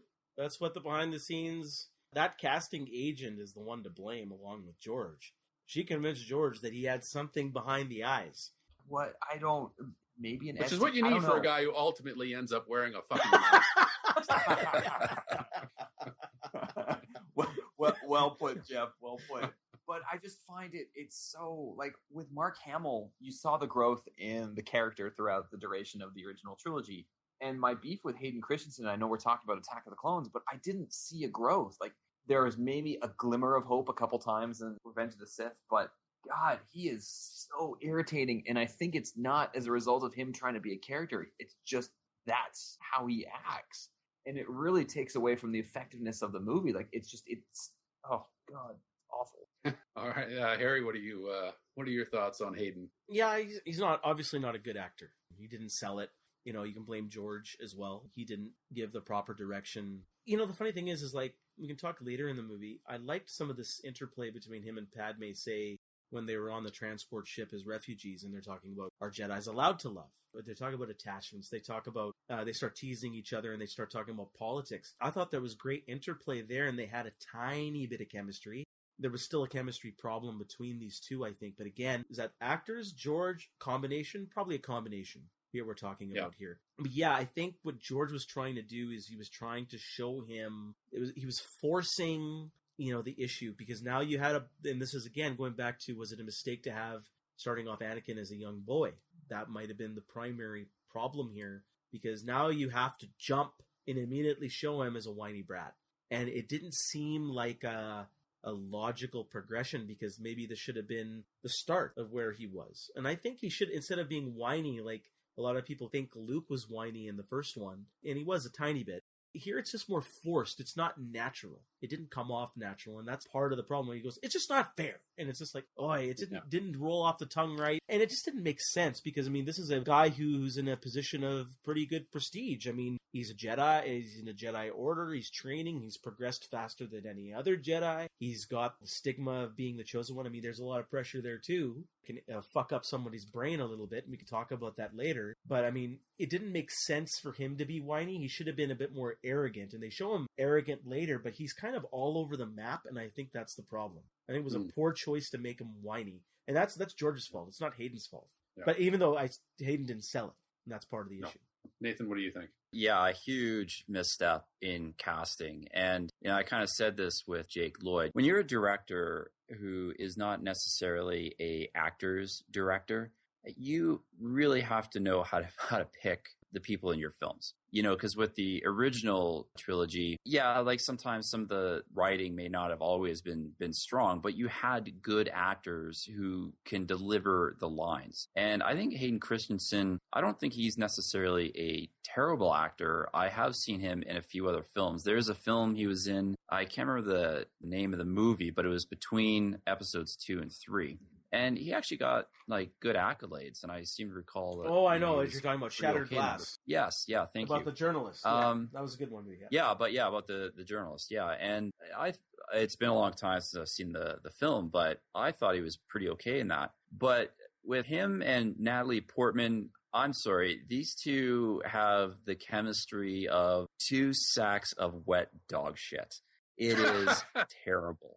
I mean, there is occasionally some good interplay, but again, it's just, I don't know if it's the writing or... I think it's more the writing, man. Like, George wanted to make this like a Shakespearean love story, like one of those old school 40s love stories, how they would just magically fall in love with each other, right? It didn't work for our audience and our generation. And that's what he's trying to go for. That's putting it nicely, that to say it doesn't work. It doesn't make sense. I mean, it is just all over. I mean, the two of them, like the scenes, I find it's all over the place. And I kind of got the impression that what he was trying to do was, it was similar to how the love story in Empire worked out. But instead of like the great chemistry you have between Carrie Fisher and Harrison Ford, you get Hayden Christensen as this, like, just this lecherous stalker. It was terrible. And then Natalie Portman just annoyed at him half the time. I have a couple of other scenes where, they're laughing and whatnot, but man, it is all over the place and makes no sense. Yeah. Why does she fall for this guy? I mean, he's a whiny brat. He's petulant. And then all of a sudden she's making googly eyes at the guy for no reason at all. It didn't make sense. My theory after just recently watching it is that she is some sort of sociopath. And I know I'm kind of jumping ahead here, but we'll probably get into talk about it more. After the reveal about the Sand People and what he did there, her line right after is, well, sometimes people get angry. What? These two monsters deserve each other. Actually, this is an added scene on the Blu-ray, because I remember it just kind of cut off, and then this was an added scene because fans complained about this exact point. They don't understand why she would fall for a guy who just admitted to mass murdering a bunch of tribes people. The whole scene wasn't added. Part of the scene was added.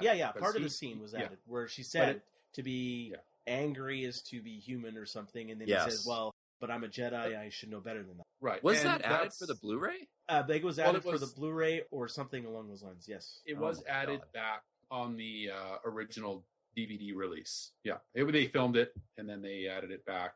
Didn't make the theatrical cut. But this is the speech you give to the guy as he's in the police car on the way to jail after murder, death, killing a tribe of, if not innocent tribesmen, at least, children. The women and the children. Yeah.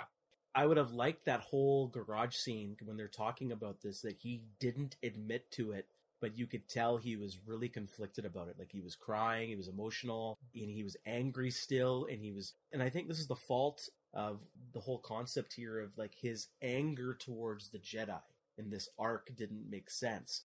And this was a missed opportunity here because of the Jedi saying you can't have attachments. So I'm assuming he obviously didn't go back and see his mom all these years because he was in Jedi training and Jedi school, and Jedi forbid those kind of attachments, so they wouldn't probably allow him. It's their idea. It's their philosophy. You're with us. You're no longer with your mom. And that's the mistake. That's where Luke is different, and how Obi-Wan and Yoda kind of looked at that. And I think it would have been better here as if he was kind of hiding this fact that he slaughtered these people, and he didn't reveal it, but she was kind of getting something, that something's wrong here, but she still falls for him regardless. I still think that them falling in love, it's not believable, it's not well done, but people fall in love for worse reasons than even what was presented here. You also have to remember that she's a senator. She hasn't had time for any of this stuff. So the fact that she's thrown together with this guy, that's what George was trying to do. So I'm trying to just play devil's advocate with here. It's not well done, but I'm just saying it's probably where George is just two people who have their hormones raging, put into those situations, and then they never had an opportunity because of their work or their life has not allowed them to have an opportunity to forge these relationships. So they're put together and then bam, they fall in love. Didn't work, but that's where George was coming from, I think.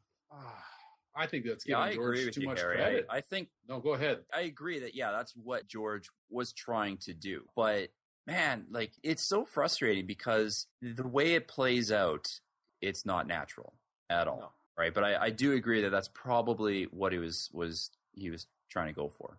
He's such an asshole, though, isn't he, Anakin? He's such a creep. But isn't this kind of like the, what is it called? Is it Stockholm syndrome? Is that what it's called? Where people when you hold somebody hostage. Yeah, when you hold somebody hostage, and it's like, but I don't know what the terminology is here. But he's protecting her. She was just. No, this is it's called the Kevin Costner syndrome. Actually. Yes. I'll cue that song from Whitney Houston as part of my end credits here. They should have played that over their Sound of Music scene in this one here. Running through the field. Yeah, that was terrible. But yeah, okay. Anyways, but I think maybe because again, she doesn't know any better either. She's not experienced in this kind of stuff, right? Yeah, but she does strike me as a mature, well-balanced human being, not somebody who would be interested in sleeping with a mass murdering magician with the laser sword. But again, I think that's a fault of the story. I think you should have hid that from everybody. Right? Actually, that's a good idea. That probably would have played very well. I think that's an excellent idea. So one thing I wanted to bring up in Phantom Menace, but maybe it makes sense to bring up now because we're kind of talking about Anakin being a Jedi. Was Anakin sold from one type of slavery to another? And he ended up still a slave. Well, that's what I just said. Yeah, like he was sold from being a slave into being a Jedi. It's not just the Jedi. Then he became a slave to Palpatine. Well, and a slave to his limitations in his armor, like the machine, that technology as well. That's part of what Lucas was trying to do here. So credit to George for that theme and that arc, but it wasn't as evident. But I did enjoy that aspect of it, that he started him off as a slave because he's a slave his whole life. Yeah. I wish we could have dug into that a little bit deeper. Yeah. Might have been interesting. Yeah. Let's pull back, maybe lighten it up a little bit, talk about some of the action set pieces here. I wanted to talk a little bit about the Coruscant chase where Anakin and Obi-Wan are chasing after the bounty hunter. Nathan, what was your takeaway from this action scene here? It's kind of a darker version of the pod race. What did you think? I kind of liked it, although I think there's something weird about a Star Wars movie and having like guitar shredding in as part of the music. Yeah, it was an interesting musical cue. Yeah, I kind of liked it. I mean, I thought it was well choreographed, and I thought it one of the things it did demonstrate well was Anakin's cockiness, when he jumped out of the pod. It's also like, as a Star Wars fan, it's kind of nice to see these big set pieces of Coruscant because it's, something that you'd only ever really read about in the expanded universe and stuff. So it was kind of cool to see all that. It was very Blade Runner, I thought. But the fact that the bounty hunter kind of got away, I don't know, it just sort of seems like, that Jedi are very powerful. So the idea that someone can elude them is kind of a strange notion unless you set them up as a very powerful person. That's interesting. I never really thought about that. I think we've been sort of set up to believe that the bounty hunters of the Star Wars universe are like the next most powerful group of people next to the Jedi. So, they seem to sort of have their tools and their wits built to defy the Jedi. They don't operate under code, law and order, or anything like that. So I could believe that they might have the ability to at least briefly outsmart and outwit a Jedi here and there. Well, sure, and I think we do get that set up later with Jango Fett, and it sort of seems like his equipment is specifically designed to fight Jedi, but I think at one point I did know the bounty hunter's name, that the Changeling. I felt like this bounty hunter was more of a flunky or a bounty hunter in training. I guess they did catch her in the end. The scene with Anakin on her pod there, I thought it was a little unnecessary. I think that could have been cut down, be a little bit tighter. Andrew, what are your thoughts here on this action scene? I was kind of bored. It's fun the first time you watch it, and then going back and revisiting it, you're kind of like, okay, there's not really any type of suspense when it comes to the actual chase through Coruscant. Like, yeah, there are a couple of neat things, like Anakin just jumping out, but it doesn't make sense at the same time because he has to perfectly time everything. I really enjoyed the ending of it. Like, I really enjoyed the scene in the bar and where they're trying to catch her, and when they end up finally getting her. Like, I did enjoy that aspect of the chase. But I found the flying through Coruscant to be a little drawn out.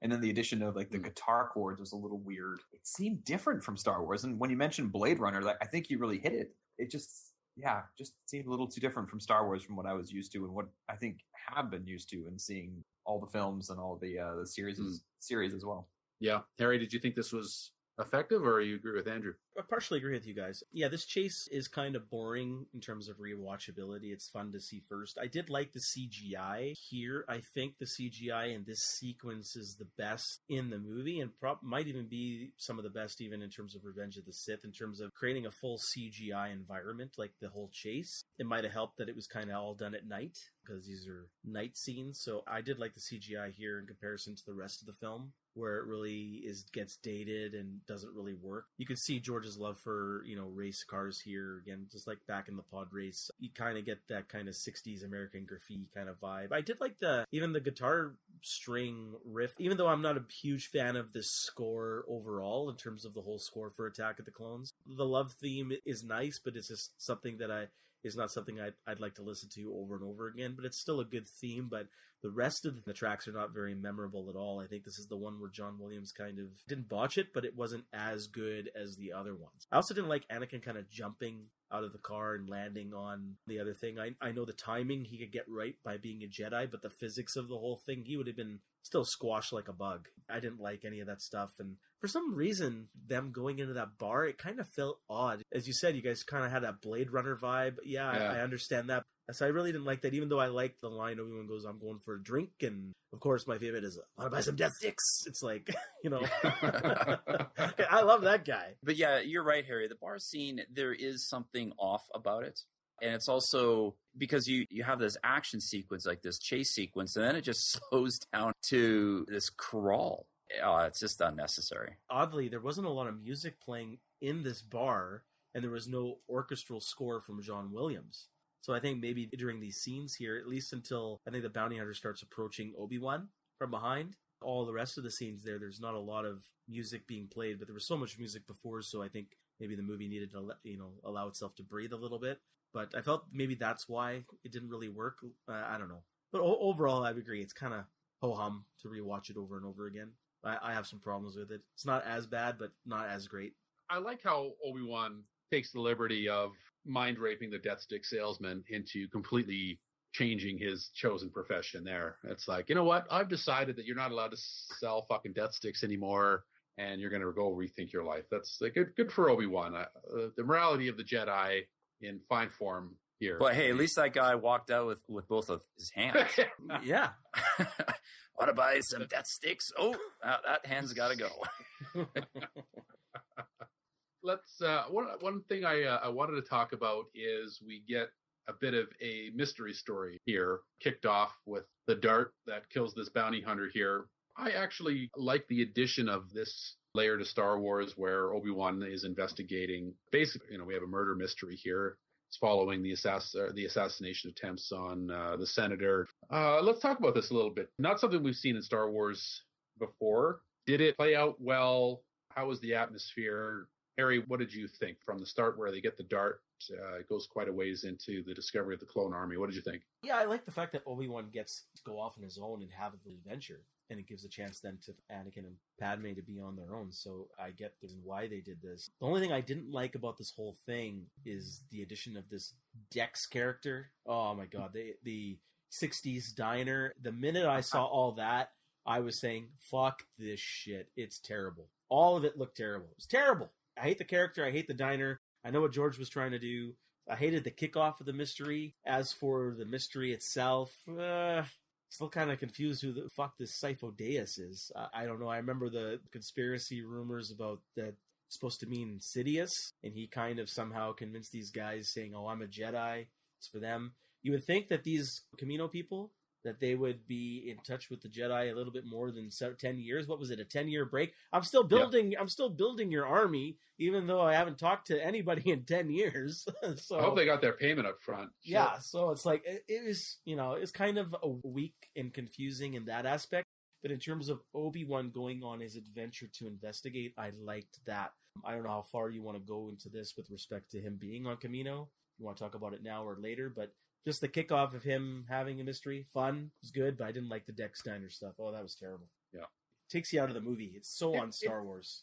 It doesn't seem like, the go-to watering hole for an order of mystical warrior knights, does it? I mean, I like pancakes too, but yeah, a little weird. Definitely a little weird. Nathan, what did you think of the mystery storyline? First of all, this is my biggest beef with the movie. I like that, trying to take a movie in a new direction. But, I mean, the mystery here, it makes no sense. And it is so confusing and very kind of convoluted as to how we get to this point, because we learn all this from the dart. So was that intentional for them to find that and to make their way to Camino? I mean, it's really confusing. And it's just like these string of circumstances that can't really see if it was set up this way or not. And the other thing, like with that diner, I think the other reason why it takes people out is because it does not look like Star Wars. It looks like something from The Fifth Element, right? Because it's very Earth-like for no reason.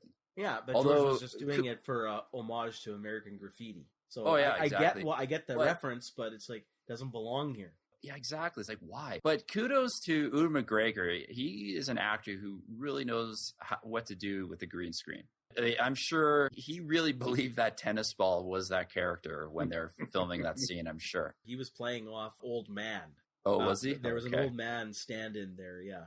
He was playing. The guy who voiced Dex, he's an older gentleman, and he was there, and then I guess he just got erased. And, oh, jeez. Overlapped with this. Oh, this is, in my opinion, I think this was the worst CGI creation in the prequels was Dex. It does not hold up. No, it's terrible. Oh my God. In terms of looks, it's terrible. Oh. Yeah, I like how we've also merged the idea of like the mystery of the story with this stupid character in the diner. But yeah, I think I do like the idea of changing up a Star Wars movie and introducing this mystery. That's a cool idea, but man, it's real confusing, and it's one of my bigger problems with this film. Yeah, it's like we needed like a Murder, She Wrote style exposition scene at the end of the mystery where everybody's in like one room and Obi-Wan's walking around explaining the solution to the mystery. I think that's what we were missing here. Andrew, I would love that. Yeah, both the guys really kind of explained my feelings on the whole situation. Like that, the mystery, I like the addition of it. The exploration and explanation of it, I don't think really plays out through the prequel or any of the actual subsequent series, like the Clone Wars. So it's a little disappointing. But I did like this whole mystery behind it, similar to what we saw in Phantom Menace. But God, I have to add to the diner. Like, I am so glad you guys talked about that because I had forgotten about this scene. And then when I watched it, and then when I saw Obi-Wan hug him, I'm like, oh my God, like how dated does this feel? Like Attack of the Clones, it's really weird because I found Episode 1, The Phantom Menace, it hasn't aged. It looks pretty good. But Attack of the Clones, it just looks like the entire movie, like besides the Naboo scenes, like was the entire movie filmed on the green screen? Looks like it. And it Pretty really close, shows it. That's the problem. And so it doesn't feel natural. And I know we're talking about the mystery, but God, when the CGI is that bad, it throws you off. You're like, I don't care about the mystery. This CGI is crap. Since we're talking about this mystery, who the fuck was Sifo Dyas? I know that he was supposed to be this Jedi master, as Obi-Wan said, who got killed. What was he doing ordering these clones? Who ordered him to do it? Was he the guy who erased the records? I thought it was Dooku who said, I'm just fucking Sifo Dyas. I made this fucking name up. I'm not sure. What the fuck is going on here? I know. Yeah, that's exactly what it was. I mean, Sifo Dyas was a real Jedi because Obi-Wan knew the name, but it was a Jedi who had died. So then Count Dooku, under the command and control of Darth Sidious, took the name of an expired Jedi to order this army that the Chancellor knew he was going to need in order to seize power. But again, that is not actually in the film. Well, it is in the Right. film because No, they never explained that. Yeah, well, no, the Kaminoans, the fuck those guys are. They talk about Sifo-Dyas, but they know that Jango was the person that they're making the clones after, and so he goes to interrogate Jango Fett, and Jango's like, "I was recruited by somebody named Darth Tyrannus, who was Count Dooku." I get that, but So that's the connection there. It's real sloppy. Yeah, we definitely needed the Angela Fletcher scene. Just didn't fucking get it. So, but speaking of Jango Fett, I wanted to talk about the action scene here. You know, Obi-Wan. So we have the Jedi versus the bounty hunter. First time we've really seen this, other than obviously Luke battled Boba Fett briefly in Return of the Jedi, but we have a drawn-out scene here. So the Jedi versus non-Jedi. How did this work for you? Was this a good action scene? Was it exciting? Did you believe that this bounty hunter could go toe-to-toe with the Jedi? Nathan, what were your thoughts here? I have kind of mixed feelings about this action scene because as to why it even occurs in the first place is bizarre, but it feels kind of low energy. I remember when the trailers for this movie came out and, we see Jango Fett and some hints of the battles like, oh yeah, this is going to be awesome.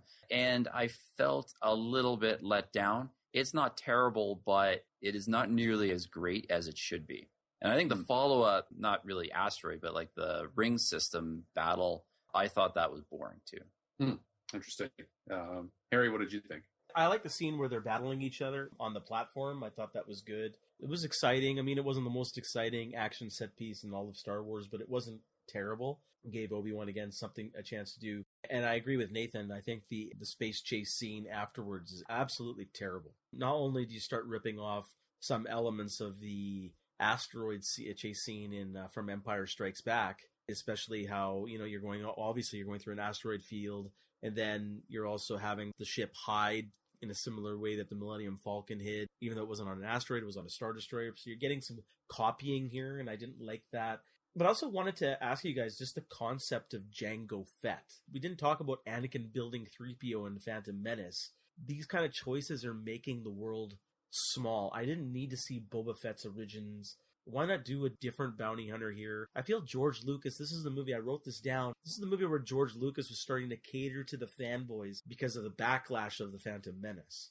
And I think he threw Jango Fett in here and Boba Fett in here and this kind of crap because as a reaction to the negative criticism of the Phantom Menace, and he started to deviate from his original vision. And I definitely want to have that chat later at the end of this whole podcast. But what do you guys think of the idea of Jango Fett himself? And are we making the universe smaller by having him here? I'm kind of two opinions on this one. I mean, I know that you have a big problem with, making the universe smaller. My biggest problem with, the universe sizing, if you will, was with Anakin building 3PO. It wasn't necessary here. Again, as I said last week, in the Star Wars universe, fate is a real thing. Characters' destinies are tied together through the Force. So it does kind of make sense that, we can kind of circle back. So the idea of Jango Fett being here, I actually didn't have a problem with at all. I kind of thought that he was kind of cool. What I didn't like was seeing young Boba Fett at all. We could have just seen Jango Fett, and that would have been it, and not known anything about.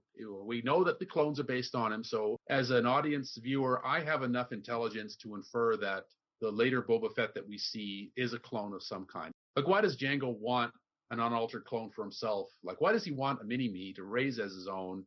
And this kid's just the same age as Anakin was in episode 1. He's relishing in his father, murdering a Jedi or trying to murder a Jedi. Obviously the guy is a sociopath because he's, of who he is, but I mean, that's some cold shit right there. And I don't think that adds a lot to the mythos at all. I think it was much more effective to have Boba just as a mysterious bounty hunter. And I didn't have a problem with Jango Fett at all. We knew there was a connection between the two, and that was probably good enough. Didn't need to see this little kid. Kind of stupid. Andrew, what are your thoughts on that and this action scene? Well, I think Jango was included, this is my thinking now, is that it gave George an opportunity to provide Boba Fett with a legitimate action sequence that he was really missing from the original trilogy, because he's such a huge and popular character from the original trilogy, even though he doesn't have much. For no good reason. But then, Andrew, isn't this catering to the fanboys? Exactly. So that's what I'm saying. It's like he was thrown in to cater. Like, was it necessary? Like, I don't think Boba, just like Geoff mentioned, Boba didn't need to be in this. Like, Django, I thought was pretty cool, but I think he used Django as a way to have like Boba in the movie. So it wasn't necessary. Did I like the fight sequence? Like, it was kind of cool on Camino. But what really struck me is that watching the asteroid sequence, Harry, you mentioned this before when it came to the chase on Coruscant, but there wasn't music for like the first half of it. Yeah. And it made it so much more boring. Like, I'm like, okay, like I just hear special, like I thought my TV had actually broken, but it turns out it wasn't the case. Like it was so boring. And what also pissed me off was Boba during this chase sequence telling his dad what to do. And I'm like, fire! Yeah, I don't need that. Get him, Dad! Oh my goodness. Those little bits of exposition are present throughout the entire prequel trilogy. And I think about like how effective they would be. And I talked about this in Phantom Menace. You take out those little moments and it actually makes the sequences so much better. So while I thought that the character was cool, Harry, you're right. I think it was total fan service that George threw him in. I don't know if George is in touch enough with the fan base to know to do that. I could see where that comes in. I really enjoyed this action sequence. Actually, maybe it was just Obi-Wan's sweet jump kick to open proceedings there. I thought it was kind of cool to see some unarmed combat from a Jedi. He loses his lightsaber there, and there's some hand-to-hand stuff. I thought that was pretty cool. I actually really liked the chase scene through the ring belt there. I thought that was pretty cool. I thought that worked really well. So screw you guys, I guess. I don't know. Well, part of my problem though too is that I watched this movie directly after Empire Strikes Back in the same day. Why? And well, it was just because. Well, there's a reason why, and we'll talk about that after. Yeah, it just felt like there was too much copying. Maybe if I'd watched it on a different day, but I think that did not help. So another story point, as we kind of move into the third act of the film here. So on Geonosis, and we have the congregation of all of the separatists, and Count Dooku's there. Did you guys notice that every faction that's mentioned is some type of economic group? We have the Trade Federation, we have the Banking Clan, the Commerce Guild, Corporate Alliance. What message is George trying to send to us here? Because also, it's not entirely clear that they're all bad guys, because we know that the Republic is going to fall into the Empire, that they're going to be the bad guys. So Geoff, this is going back to my point, George Lucas throwing social commentary into Star Wars. It's obviously no coincidence that Newt Gunray, is that supposed to be Newt Gingrich? Newt Gingrich is like a pretty liberal Democratic senator, though. He's not. These are the economic fat cats. So if you wanted to take American political commentary into it, these would be the Republican fat cats, right? And Newt Gingrich was not that at all. What I'm trying to say is in terms of economic debate. Well, that's what I'm saying. But what is he saying? Well, no, this is where he drops the ball, because I still don't even know. Okay. But it's also not clear who are these guys. Like, they're part of the Republic in what capacity? Because it seems as though it would be star systems that would have had some representation in the Senate, and they're going to leave. Sort of if you said, well, Texas wants to secede. But these guys, I don't understand, like... Yeah, they're like unions. Why they're set. Yeah, it's really strange. Yeah, like we know the Trade Federation has a seat on the Senate because they were shown in the Phantom Menace. I guess that's a good point, yeah. But why would unions and associations have Senate seats in a republic? Yeah, that's what I don't know. This is a universe where queens are elected. At 15 years old, 14 years old. Yeah, some of the stuff isn't fleshed out enough and probably shouldn't have been thrown in there in the first place. But we meet Count Dooku, a.k.a. Darth Tyrannus. Christopher Lee rolling in like a boss. Boys, what do we think about the casting of Christopher Lee, Andrew? I love Christopher Lee in this. Like, it definitely brings some bravado to it, and the scenes that he's in, like, I think he's a scene stealer. I really liked his addition because it is just, he is that classic bad guy from cinema, and a little surprising, but at the same time, his addition, I think, really, I don't want to say really helped this movie because there wasn't much that this movie could have done to really help it out, but certainly set the stage for the type of character that he is, although they didn't explore him more than another wasted character. Like, here's a perfect casting, but we barely get to see him in this movie and in Attack of the Clones. Like, he should have had a more prominent role. Yeah, that would have been nice to see him a little bit more. Harry, what do you think about Christopher Lee as Count Dooku? Well, I like Christopher Lee. He's very I wouldn't say a very good actor, but he's very prominent. He's very distinguished. So he brought a lot to the role, and he did class up the joint. I just think it was a poor decision to have your next Sith Lord be that old. Because I just think I know what they're trying to do is they're trying to make it a radical departure from what we saw with Darth Maul, something different. I just think it provided a less interesting villain. And I have a lot of problems with Count Dooku as a whole, like the way he was used. I don't know. I'm not a fan of the character. It's not about Christopher Lee. He did a good job. I just don't like Count Dooku himself. That's just me. So tell us about some of your problems with Count Dooku. It goes into like you're getting into the action scenes too, right? Like you're talking about, first of all, a Jedi who's left the Order, does not really explained why. Maybe there's a hint, Qui-Gon died, so fuck you guys, I'm leaving. So I don't get why he left. There's no backstory there, because the Jedi said, he used to be a Jedi, it's not in his character, but yet he's here, so why? There's not explained why he went to the bad side. Was it Qui-Gon's death that made him go over? He didn't believe anymore? Or maybe he could see the Jedi was about to fall and he wanted to help. But then it looks like he's kind of he's a two-face. Like he's saying one thing to Obi-Wan and then he's just, he's a slave to Darth Sidious and the Emperor. So I don't think these concepts aren't fleshed out enough for me to enjoy the character. And the fact that he's an older actor now kind of dumbs down some of the action scenes that he's in. Even though he is a good actor, I just think that they could have gone with somebody younger and more agile, because I just feel that he wasn't worthy enough as a successor to Darth Maul. That's just me. But I get what they were going. Like he was more about using the powers of the Force instead of the swordsman or something like that. Yeah.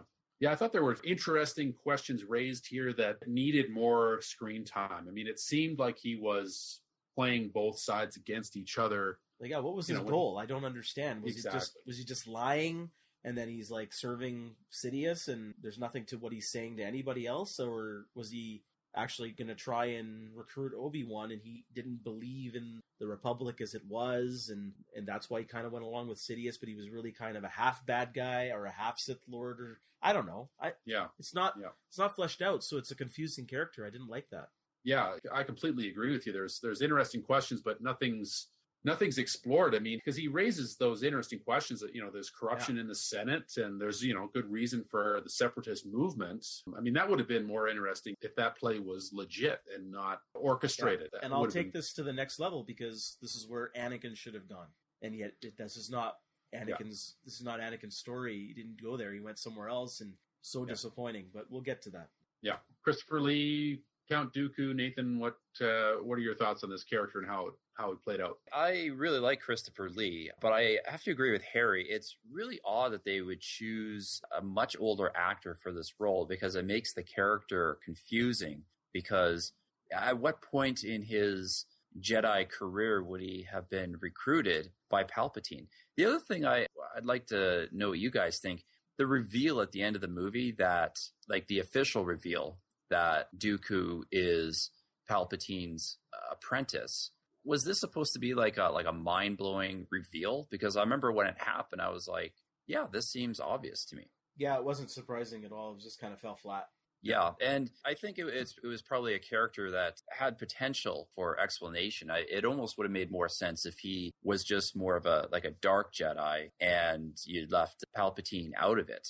Because it's real confusing what his goal is, especially when he's trying to turn Obi-Wan, because he's trying to tell Obi-Wan, well, I'm still with the light side of the Force, come join me and we'll destroy the Sith. But then what would have happened if Obi-Wan said yes? Okay, just a couple of ground rules, but we're actually going to use a little bit of dark side now, and I want you to meet this other guy. Don't look too closely under the hood there. He doesn't like that, right? So, I mean, it's bizarre. It doesn't make any sense. Yeah, I think it's a real, I think it's a waste of Christopher Lee. I mean, that was a badass lightsaber he has. I think that was cool, but it's a wasted character. Yeah, I think he is a wasted character. It is unfortunate. Again, interesting questions, no interesting answers. It's too bad. So we get, I'm not trying to go beat for beat, but there is an important story point here in the Senate. And thanks to fucking Jar Jar. Mis propose. Oh, God. It's almost as good as your Yoda, man. That's pretty good. The only thing that Jar Jar had to do this entire movie was hand executive power to the ultimate bad guy. Jar Jar's the new villain, man. He's Jar the Jar real is the Sith new Lord. villain. He Yeah, he is the orchestrated real everything. Sith Lord. I love the theories on the internet. He needed a fucking lightsaber to the gullet, this guy. That's for sure. I hated Palpatine's. Ian McDiarmid has acquitted himself very, very well to this point, but this speech after this and bullshit democracy. I love democracy. Yeah. When was anything ever about George Lucas just kind of shoehorned democracy in as a value to the Galactic Republic?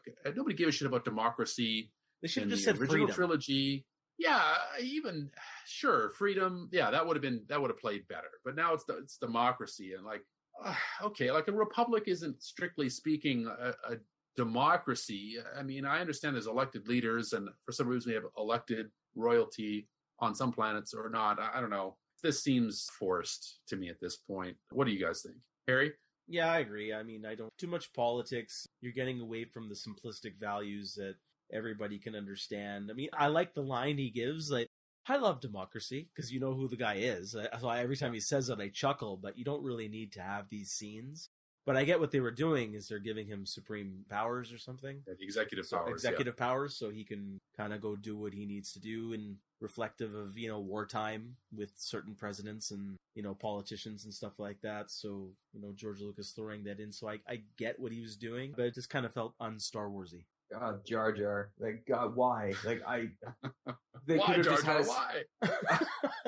You had one job, Jar Jar. One job. Jump, Jar Jar! Jump, Jar Jar! Now he does tar poles as well. Something. George could have saved a lot of money by just hiring you, Harry. Like, who needs Frank Oz and Ahmed Best when he's got you? I agree. They could have just had a scene saying, hey, by the way, we gave the Chancellor ultimate power because we're in war. Rather than having Jar Jar just do this stupid, like, it just, I don't get it. I really don't know why he wanted to have that sequence. Like, yeah, I know why he threw in democracy, but it's old by this point. Nathan, any thoughts on that one? It would have been better if he had said, instead of I love democracy, he should have said, I love representation with taxation. Or just something. But again, this movie is just filled with unnecessary scenes. It's still strange as to why, he needs the executive power so he can raise the army, but it's.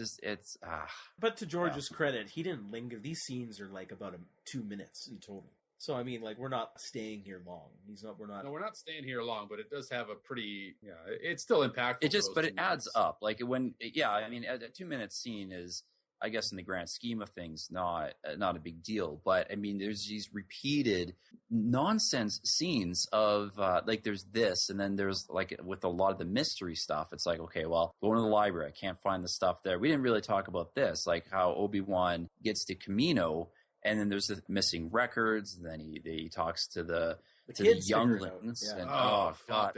Again, this is all... that name. But it's just, again, it's just all of these little things that add up to just nonsense. Yeah, I agree. Cringeworthy scenes right there with the that was so stupid. Like, Obi-Wan already had the answer. He's like, well, gravity's pulling everything in this direction, but there's nothing there. What the fuck? And they're like, and the kid's like, well, go there. And he's like, oh, shit, I never thought of that. Like, come on. But Geoff, the Jedi's, their powers are being diminished. As per Mace Windu. It's time to reveal this point. Our ability to use the Force is diminished. We can still do badass flips and deflect laser bolts with our lightsabers, but can't do anything else. Figure out simple puzzles.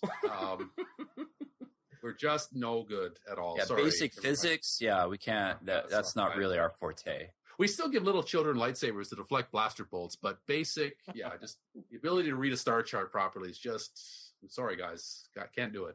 How about we just talk? What was the whole point here? Did it make any sense about the idea of the diminishing powers of the Jedi? That is confusing as hell. Yeah. Why? I think that the only reason why is because, like, as the audience members were like, why can't the Jedi see any of what's going on here? And so I think George at least recognized that as a problem. Was like, okay, well, shit. They can't use the Force anymore. Or at least razzle dazzle. Don't look at what my hands are doing. They have fewer midichlorians in their system. That's the problem. That must be it. maybe they're eating processed foods and that's impacting their medical. I don't know. George seems to be scrambling, and it kind of ties into like the thread of, it seems like he didn't have this trilogy planned out. He just like wrote as he went, and it seems like he's trying to fit plot holes with more plot holes. It needs much more explanation, and I'm just exasperated. He at this threw point. one plot hole down the other plot hole, and then threw the plot hole away. Yeah, I remember first watching Attack of the Clones, and I had like a really big pop, like a big Coke, and I took a bathroom break right where Jar Jar voted the powers to the Chancellor. Did not impact my enjoyment of the rest of the story at all. I don't think that was necessary. So, aren't you going to come out clean and say you love this movie? Because I clearly remember you saying you absolutely think this was the best so far. So that's mean, Harry. That's mean. You know what? I wasn't at this point. Harry was already sort of like the broken down cyborg Darth Vader, and cynical and hated everything. And I was still the more optimistic Anakin Skywalker at this point. So, but who was right? Well, we'll come to our evaluations of this in a little bit here. Let's kind of talk about the third act as a whole. Here's from an action set piece. Here we have the stadium battle with the three primaries battling the strange creatures in the arena. The arrival of Yoda with the clone army, and then the greater battle of Geonosis. So, Harry, why don't you walk us through how you felt about this entire sequence here? Any high points, low points, if it worked, if it didn't work? Well, I'll start off by saying this. I truly, deeply hate the third act. Okay, I guess you get the joke. It was like the truth. No, I got it. The declaration there was just about as moving as hers. Yes. I mean, I like the fact that they had these creatures there. I'm not really a fan of the design except for the crab. And I think the only thing the crab that I like is when I think Obi-Wan throws a spear in the crab, and then he pulls it out and kind of just breaks it with his teeth. The crab has an agitated look on its face, and I like that one shot. The rest of the whole battle I really, really hated. Too much CGI. It's all dated now. It was not really that interesting after about a minute of it. I did like the fact that Padme was, like as Obi-Wan said, kind of on top of things. Like she kind of had, showing that she can kind of take care of herself a bit before even the Jedi are. So I guess their powers are diminishing. But when the Jedi come, I hated this whole battle. They were shown to be just terrible, terrible warriors. The action scenes were very uninspired. It was kind of very ho-hum, with the exception of Mace Windu saying, "This party's over." That's the only thing I like about this whole thing. Even when Yoda's arrival with the clones, kind of ho-hum, and that chase, and Dooku and Yoda, and actually Dooku and Obi-Wan and Anakin, shit. A garbage lightsaber fight, not well filmed at all. I didn't like it. And then Yoda was even worse. The hopping around. I don't like any of that stuff with Yoda. He shouldn't have had a lightsaber. That's my opinion. It should have been all Force. And I also didn't like the fact that Count Dooku could use Force lightning. I mean, I know that's getting into fanboy territory here, but I think that should have been best served for not just the Emperor's, like he could be the only one who's doing it because he's a bit more powerful, but I think it would have reserved the surprise for Return of the Jedi when he unleashes that can of whoop ass on Luke at the end, and it'd been like that would have been a little bit more of a terrifying scene for people who watch all of them in a row in sequential order. Having that surprise at the end there would have been kind of unique and different. So I didn't like the use of that kind of stuff here. I don't know. What about you guys? That's just me. I wasn't a fan of the entire third act. I thought it was shit. Okay. Andrew. Hated it. Hated it being I now hate it. And of course, like when I first watched this, I'm sure I came out of the movie theater going, "Oh my God, that was like the greatest Star Wars ever. I can't wait to watch it multiple times." Yeah, we're all like that when we watched it, but not me. God. Okay, well, Harry, you're Harry. That's why we love you. But watching it now, and especially this movie, I hadn't really watched. Like most of the other movies, I had watched on a semi-regular basis since like the Blu-rays have been released. Like the movies are nice to have in the background when I'm working. But I have avoided episode 2 like the plague. And the third act just doesn't feel right. Oh God, the CGI is so terrible. The Jedi are made to be absolute morons. The dialogue is absolutely dreadful. Like where Padme falls out and falls into the sand, and then Anakin's screaming for them to go back and get her. And then when they pan back to her, and this clone trooper runs up to her, like, "Are you okay?" And then she just basically gets up, like, "Yeah, I'm fine. Let's go." Yeah, we've got to get to that hangar. I'm like, well, how did you know they were in a hangar? And how the hell did you get up so fast? Like, I don't think a single clone trooper was filmed using practical effects. Nope. That's correct. Yeah, they were all CG. Terrible. The only cool moment of the third act was, I think, a 2 to 3 second clip of Anakin fighting Count Dooku, and the lights go off, and you kind of see the lightsaber colors. The fight between Yoda and Dooku. At first, like, Yoda's pretty kick-ass, but then watching it again, I'm like, I hate the dialogue between the two of them. Dooku mentioning it's apparent that this fight will not be decided through our knowledge of the Force, but through our skills with lightsabers. I'm like, yeah, I hated it. So what you're saying is you're kind of mixed on it, Andrew. You're not undecided. Yeah, I'm undecided right now. We'll come back to you then after that. Okay, Nate, your thoughts on the third act? Yeah, the third act is garbage. Just from start to finish. The other thing no one really brought up was 3PO and R2 stuff. And then that weird scene. When I was watching the movie again, the scene where they're in the factory, it really reminded me of like an old Super Empire Strikes Back. It's terrible. And then the battle in the arena, 3PO's head on the... What is happening? What is happening? This is insane. The puns were too much, you know. Oh, God. I'm quite beside myself. Yeah. I've fallen. I can't get up. Oh, my goodness. Yeah, this conversation has sparked me to run and get my bottle of whiskey. But you know, the only thing that was kind of cool, and it's only about a 3-second shot, is when the Jedi and the droids are running at each other. Yeah, that's a cool shot. Kind of one scene, and it has like kind of a nice music backing it. That's about the only thing in the third act that I thought is really cool. But again, that battle, yeah, like so many of those Jedi are cut down, but the choreography is terrible. It's bad. You know, because it's people, especially like background Jedi, they just are not really doing anything. They're just sort of swinging the lightsaber around. Doesn't look cool. You know, one thing we haven't really talked about it at all is Samuel L. Jackson and Mace Windu. I hated the fact that he was able to cut down Jango Fett so easily. There's a real opportunity there, I think, for like an epic battle. And I mean, Jango Fett just came across as a clown. Especially as he dives for his gun. Yes. Yeah, it was just not cool. I mean, I think Samuel L. Jackson in these movies, I don't know. I know he's a fan and stuff, but man, like he is terrible in these movies. He's absolutely atrocious. Worst casting in anything of these movies. I think he's even worse than Hayden Christensen. There, I said it. Yeah, you know what? I think it's a valid argument. And in Attack of the Clones, I think he's the worst. And one of the early scenes, because he's the one who says, our powers of the Force are diminished or whatever the line is. But he has these other lines of dialogue that he delivers with no affectation whatsoever. It's like just a straight read, a lot of his dialogue. Yeah, he's terrible. And again, a huge waste, kind of going back to Dooku, where you have potentially a very interesting character and a good actor and not utilized, just thrown away. That would have been more interesting if Christopher Lee was Mace Windu. Oh, sure. Yeah. That might have been an interesting idea. Yeah. And Samuel L. Jackson as Jango Fett.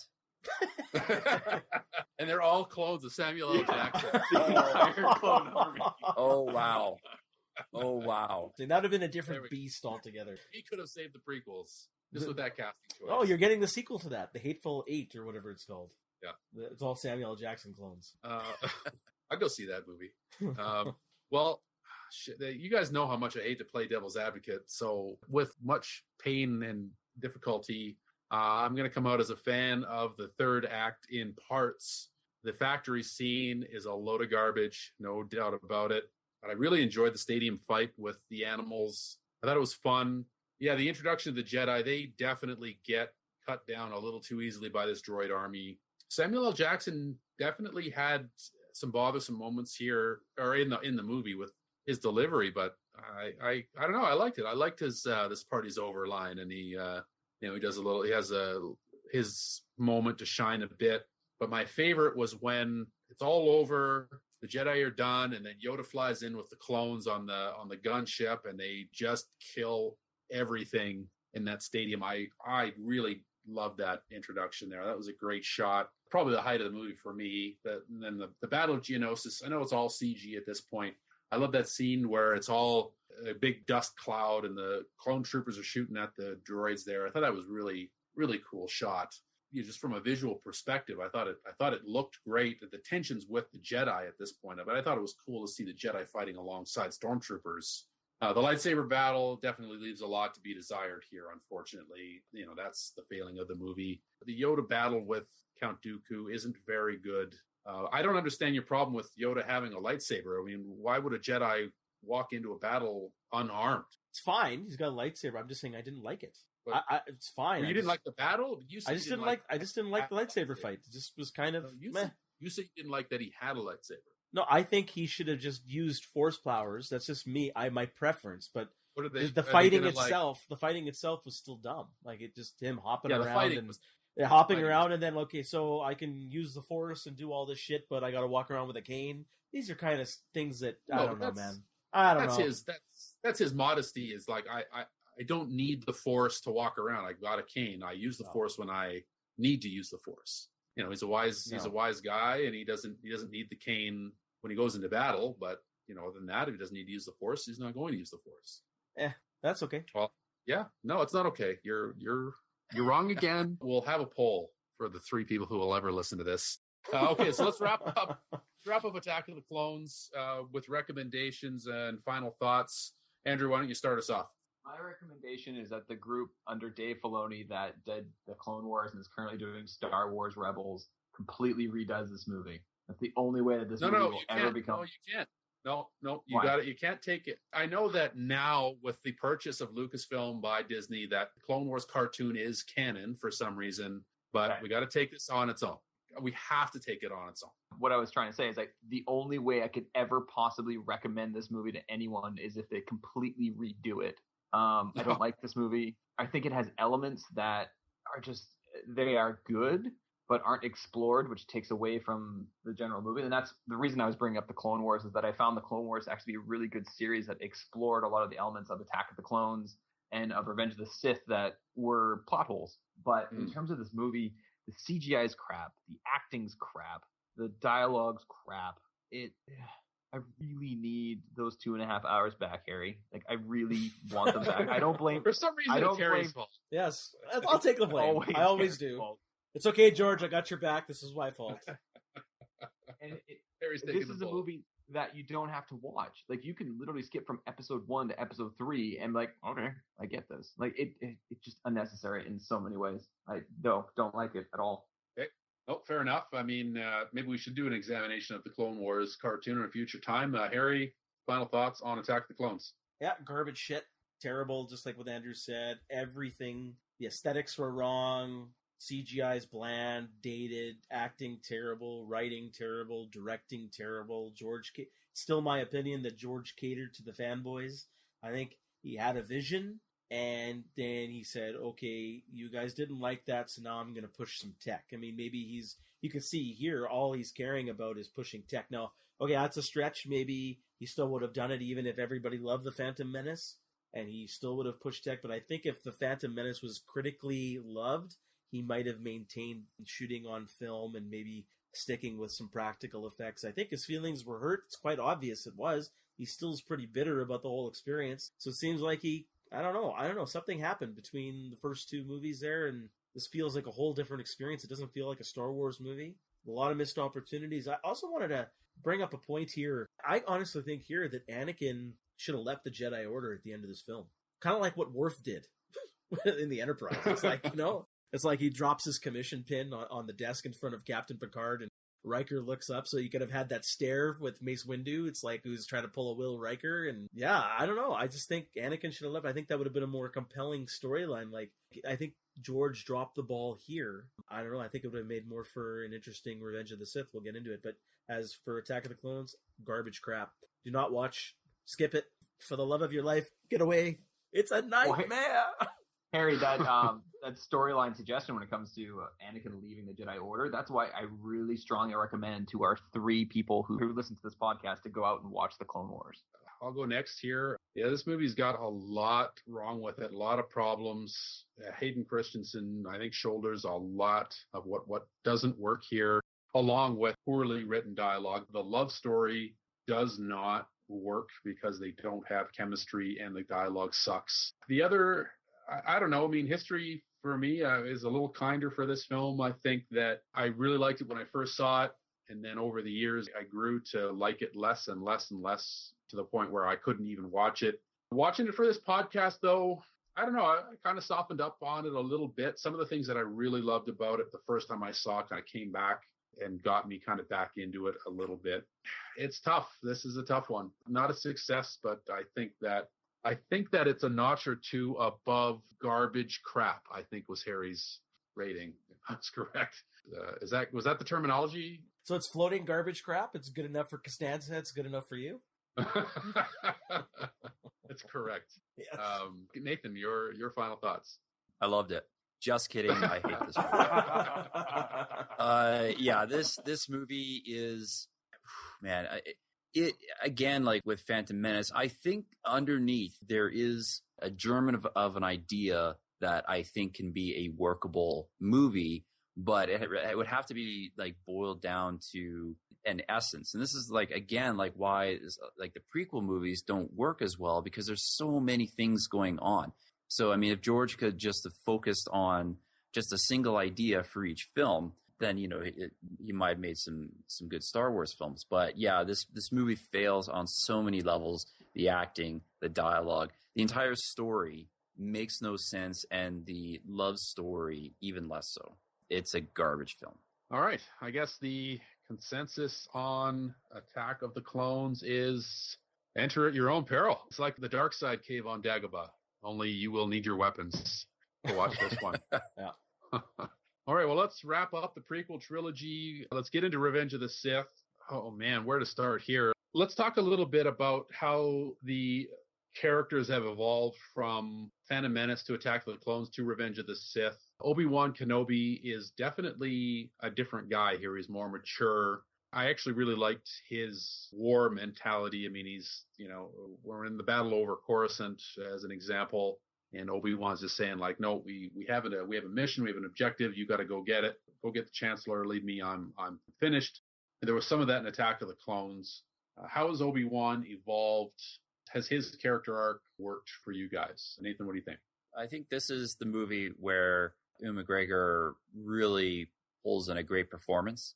Although I do have to say, like, I get kind of confused as to the nature of his character, because, you know, you kind of get the impression that Jedis are not really soldiers necessarily. He's a general now. I think it still works, but watching it again, I was a little bit confused trying to think about how his arc seemed a bit more natural from episodes 1 to 2, and then here it's kind of hard to describe, but I mean, I feel like there's something kind of missing, like there's some backstory, and I know this does get explored in the Clone Wars cartoon, but there seems to be something missing here in this movie as far as backstory goes. But performance-wise, I think this is his strongest. Mm-hmm. Andrew, what do you think? Yeah, he definitely comes into the character by this movie, but I think he's also had Sir Alec Guinness's portrayal of Obi-Wan Kenobi as his like final destination. So he basically said, it's like, by the time we get to episode 3, I want to be as close to Alec Guinness as possible. And it really shows throughout the duration of this movie. And I think absolutely this is definitely his strongest performance as Obi-Wan Kenobi. But Nathan's right in that the jump from episode 2 to episode 3 is so vast in terms of the maturity of the character that it requires that backstory and that explanation. But for me, I was able to look past it given the fact that this easily was the strongest performance of the trilogy. Yeah. Harry, what do you think? Mixed bag with Ewan McGregor. I agree with you guys that he's more mature here. He's more in command as a general, a little bit more weathered character. And as Andrew said, you're getting closer and closer to his kind of interpretation or impersonation of who Alec Guinness was in A New Hope. So you can see these kind of links closing and these threads closing. So good job in terms of that. But I think that he really dropped the ball in some key scenes in the second half of the movie, dealing with his awareness that Anakin turned. I mean, I do like the scene that we all saw in the trailer and in the movie. You know, he was screaming, you know, you were the chosen one and stuff. That was a good scene there, but I think he dropped the ball in a lot of other scenes there. It just didn't work. So I like Ewan McGregor. It's hard for me to say, but I don't think he did as good of a job as he needed to do to sell this movie. I was disappointed in some aspects here. I think I agree with you there, Harry, as well. I mean, he drops the ball in some scenes. I think, again, some of the scenes that are not written all that well, he struggles with, and I think he does well in some of the other scenes where, you know, it doesn't matter so much what the lines were. I liked his maturity here. I thought this is the character that Obi-Wan was supposed to be, I think, and it's nice to see him finally show up. But speaking of performances and, well, I guess we've talked about casting. Everybody's in their roles, but let's talk about performances. Hayden Christensen, Samuel L. Jackson, and Natalie Portman. Holy shit, Natalie Portman in this movie. Yeah. How could she be anything less than angry? That like she was just relegated to this housewife character that does nothing. I'm wondering though that because I don't know if she got the Margot Kidder treatment here because she had a lot of verbal public negative comments about the previous two movies. I'm wondering if that had an impact on George's arc for her. Oh, maybe not. She criticized the previous two movies quite heavily. Yeah, could be for sure. And I, can't say that she's wrong. I mean, her criticisms were probably very valid, and really she's got nothing to do here other than be pregnant and cry. That's really unfortunate because she's been pretty badass, at least in Attack of the Clones. She was, as we said, she was on top of stuff. George may as well have just had her barefoot as well. I mean, it was such an insulting turn for the character. Just keep bringing Anakin food at home barefoot. Oh, man. How about Hayden Christensen? Any improvements here for Anakin Skywalker? I think he definitely got better from the last one, although it's very easy to get better from the previous performance. But there are certainly elements and times throughout the movie where you could see that he had some decent level of acting skills. But then there are other times where he reverted to the way that he was in episode 2. I also just found his turn as Vader and how he came off in those interactions between him and Obi-Wan. He just didn't have that edge to him. Like Obi-Wan, you could feel the emotion from Ewan McGregor when he was screaming at him, saying that you were the chosen one. And when he screams like, I hate you, after it's still just so bad. Like I have to give credit that there was an improvement. It's still so terrible.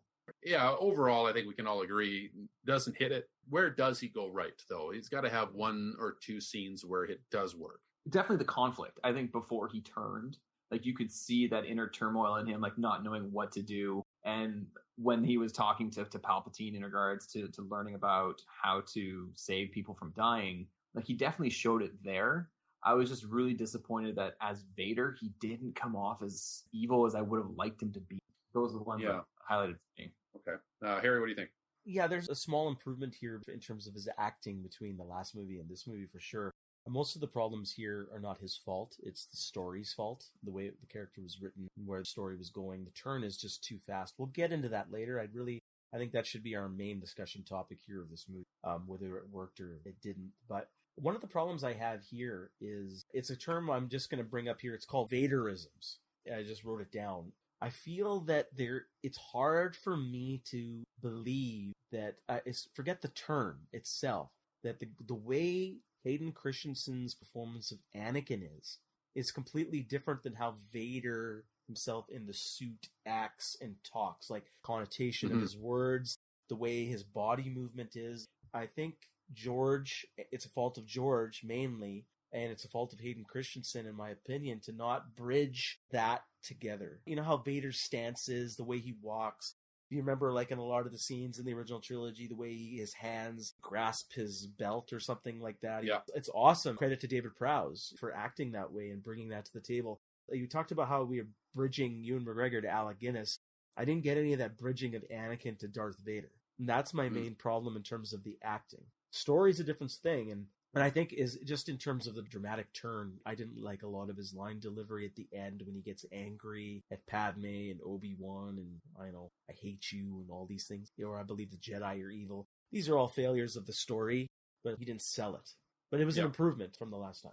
So we'll go maybe briefly to Nathan, and then we'll segue into the main talking point, perhaps. So Nathan, you want to just maybe give your quick thoughts on Hayden Christensen here? Yeah, I think the performance and even just the character itself, this is what should have been in episode 2. That should have been our starting point for Anakin. I feel like. I think there was some real improvement. I liked some of the scenes early on the him and Obi-Wan on the ship at the beginning when they're rescuing Palpatine, like the fake rescue. A few other scenes with Samuel L. Jackson. Some of his dialogue with Mace Windu I thought was kind of okay. But yeah, again, just as Harry said, there is no bridging between this character and Vader. It doesn't happen. And that is not entirely his fault. I mean, but it's crazy that they weren't thinking of it at this point, that they would have to bridge it. But yeah, he just doesn't have that same physical presence that David Prowse has, which is unfortunate. Yeah, they tried to beef him up, obviously, a little bit here, but David Prowse is a pretty large human being, so that's hard to do. Why let that go as long as he kind of had some of that same body language? And that was so important to the character, as the body language for Vader, because obviously, being behind a mask and a heavy costume like that, body language was so important to that performance. Yeah, that's a missing piece. Harry, why don't you kick us off then on the core here, which is the turn of Anakin Skywalker. Man, there's a lot to dig into here, but I know you've got your thoughts, so why don't you get us started? Yeah, the main issue I have with this movie, it's why, in my opinion, the sequel trilogy fails, because the whole point was to show him turning and to make it believable. I get why he turns. He had an issue with not being able to save his mom, and he wanted to be powerful enough, and that impacted her. We can't believe we missed that talking point on Attack of the Clones as well. But yeah, here he just wants to save Padme, and I get the tragic twist that George has, as he was kind of the cause of her death, so his obsessiveness and his greed and his lust for power kind of helped make those events that he was envisioning or having visions of come true. So I get what George was trying to do here. It's kind of that classic Shakespearean tragic story that he was trying to put here, kind of like a Romeo and Juliet kind of thing here, but it didn't work. And his turn wasn't believable, and it should have been about something else, because, in my opinion, again, going back to who Darth Vader was in the original trilogy, he's a completely different character. He doesn't care about this crap. Darth Vader, this is where we talked about who Dooku was. I think this is who Anakin should have been.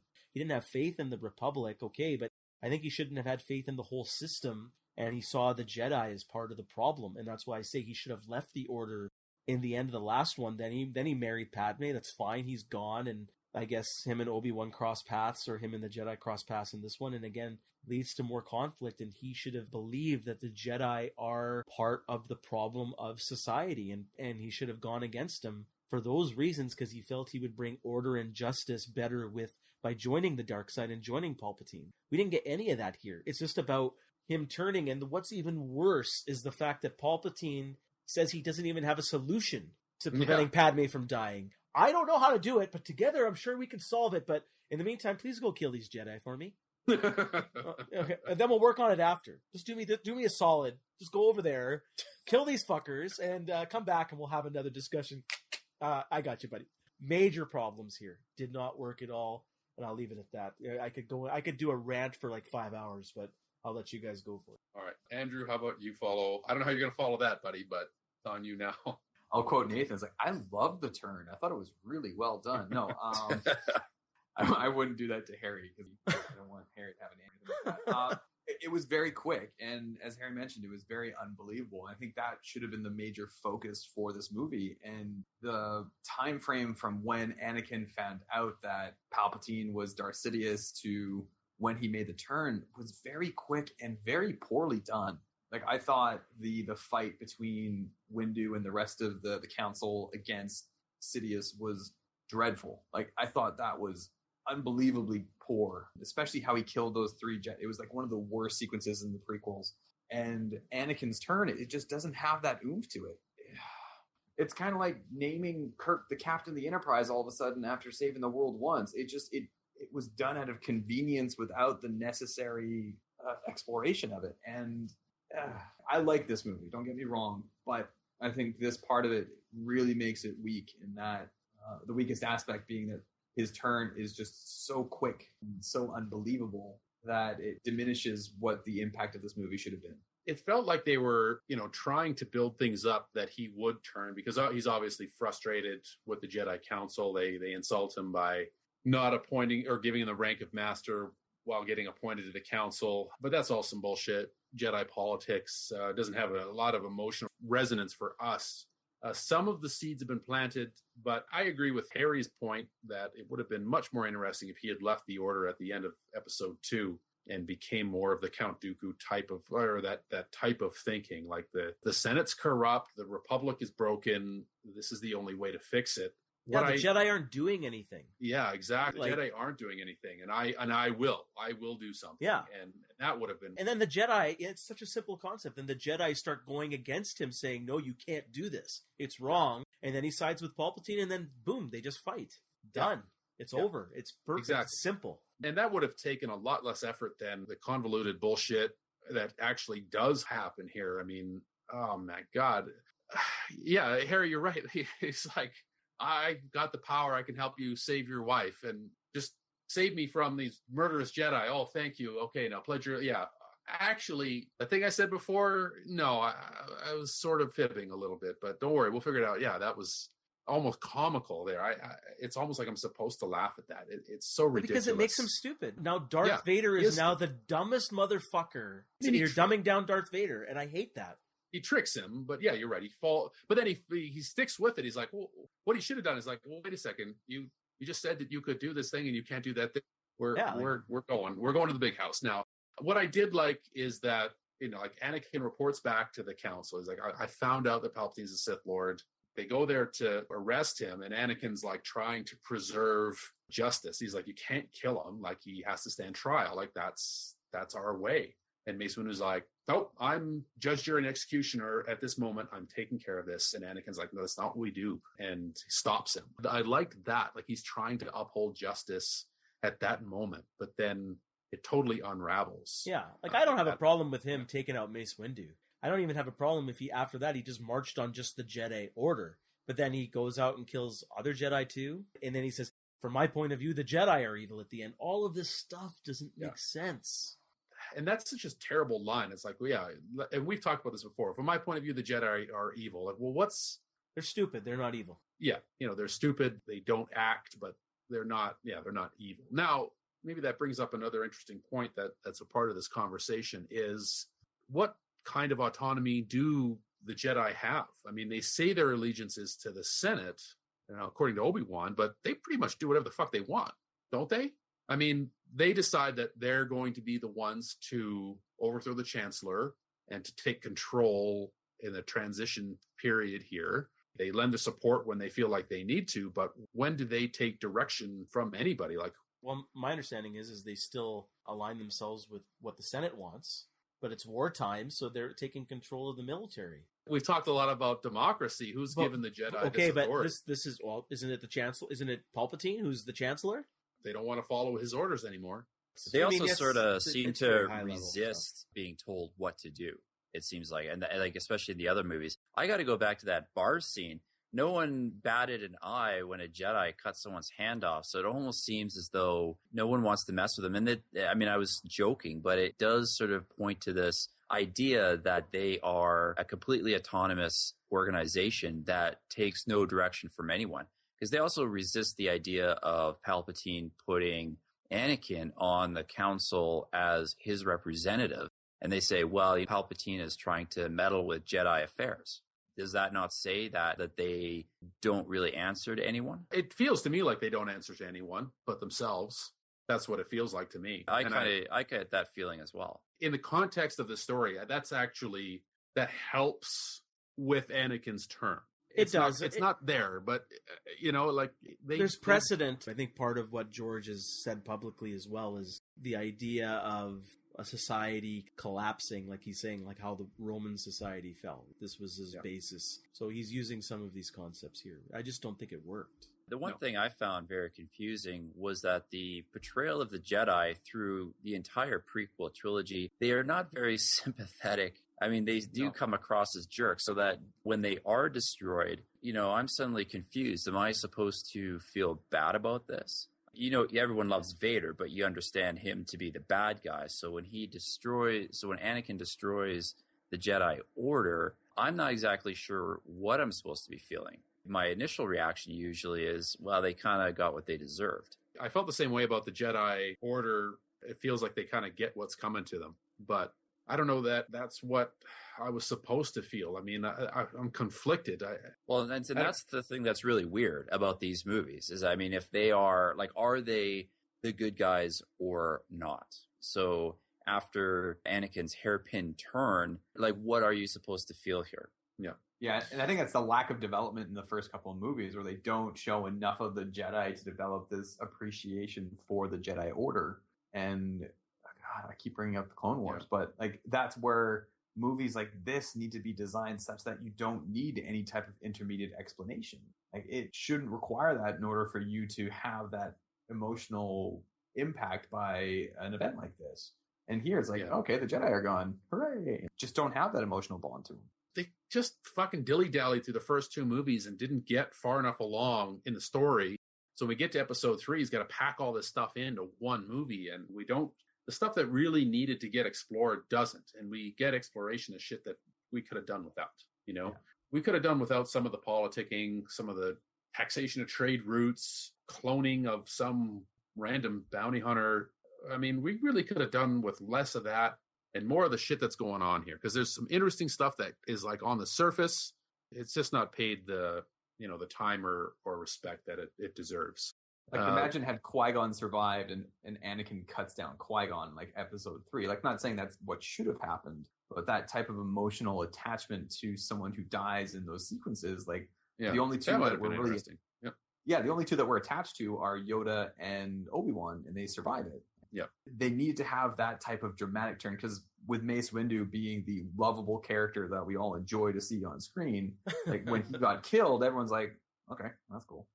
It wasn't like what just happened moment that I think that's what George really wanted to have. I really wanted to have Boba Fett come back and disintegrate Mace Windu to have a nice tie into Empire. Oh, that would have been awesome. But yeah, I mean, again, Mace Windu, not when he's killed. Again, it's very strange that this happens. There's no emotion there. I didn't care that he was killed, and Anakin's anguish over it. Don't feel anything for him. Yeah, unfortunate. Let's talk about, we're talking about the turn. We're talking about Anakin. Let's bring around the arc of the prophecy. I'm still lost with the prophecy of the one who'll bring balance to the Force. I don't know what that means. Obi-Wan seems to think that he didn't fulfill the prophecy because he left the Force in darkness. Still don't really know what this prophecy is. Andrew, help me understand the prophecy of the one who will bring balance to the Force, please.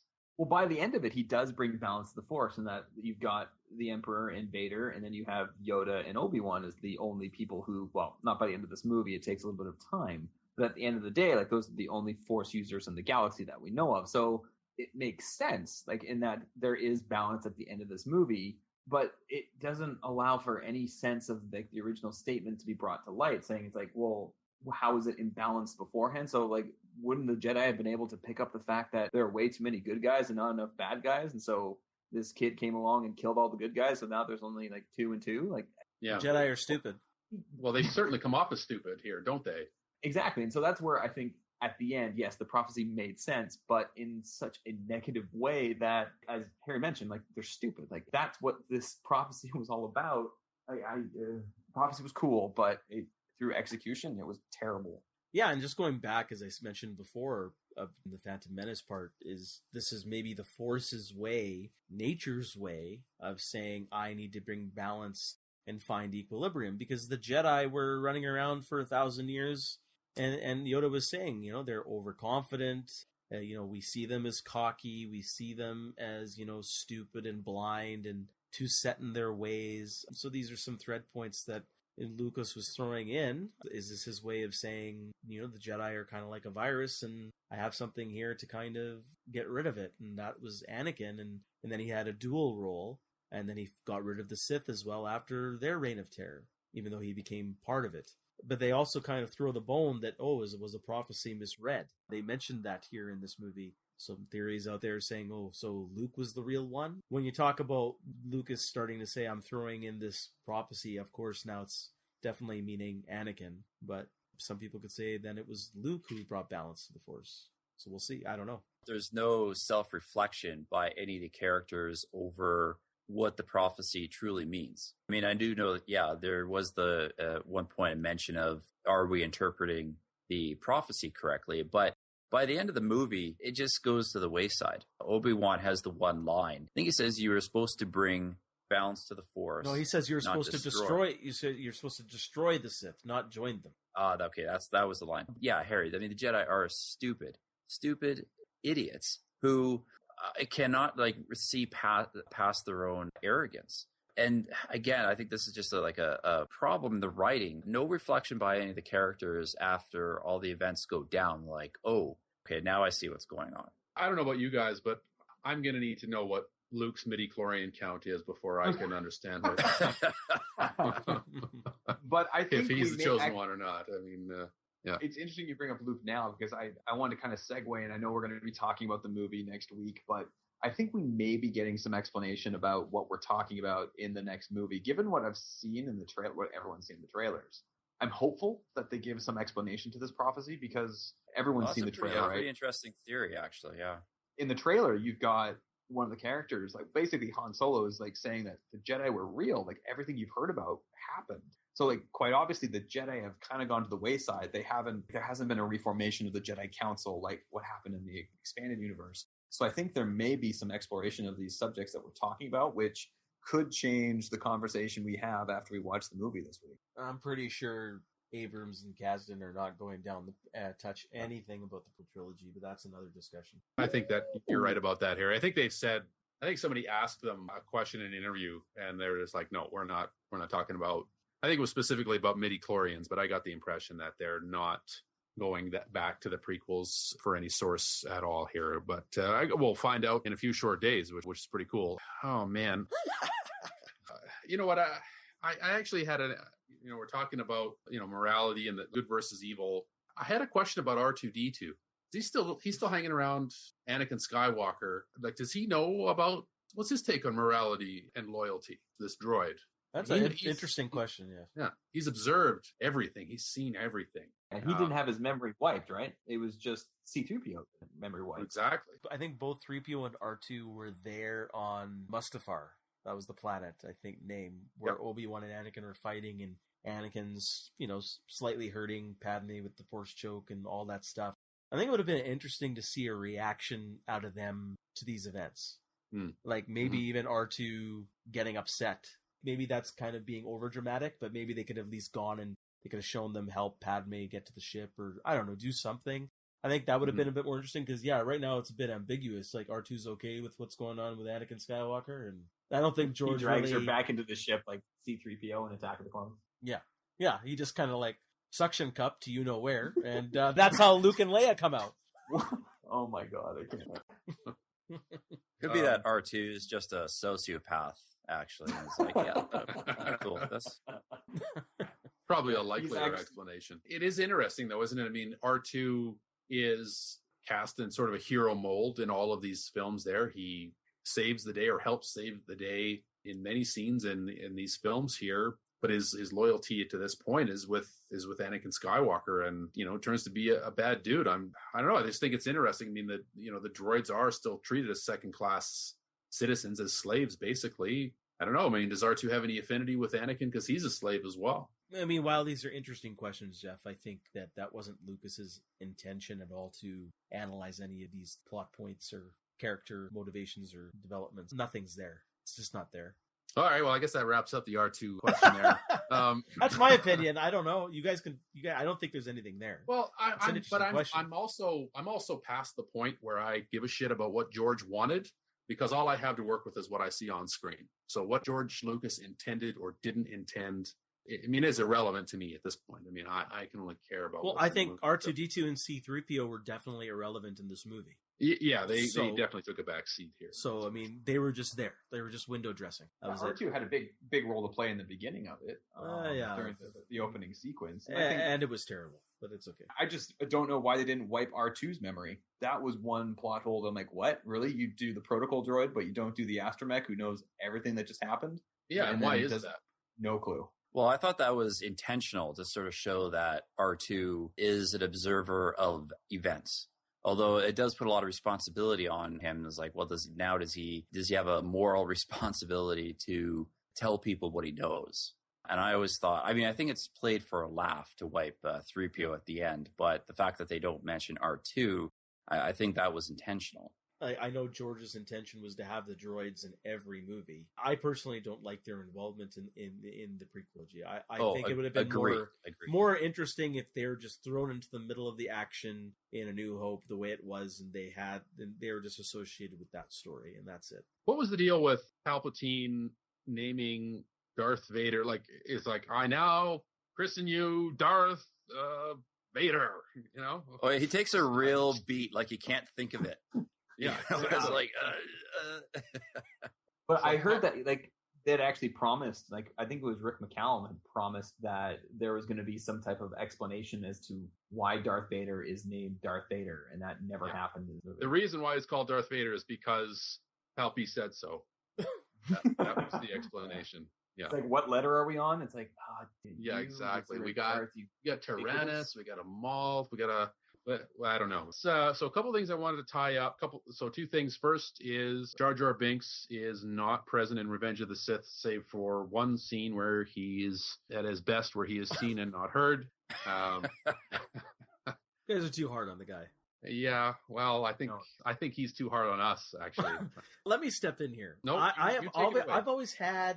I, like everybody else, when I first saw Phantom Menace, the knee-jerk reaction to hate Jar Jar. And then, less and less the anger subsided, the hatred subsided. So, I liked him a bit more. There are a couple of legitimate funny scenes that I chuckle at with Jar Jar in the Phantom Menace. Obviously, in Attack of the Clones and Revenge of the Sith, he's got nothing to do.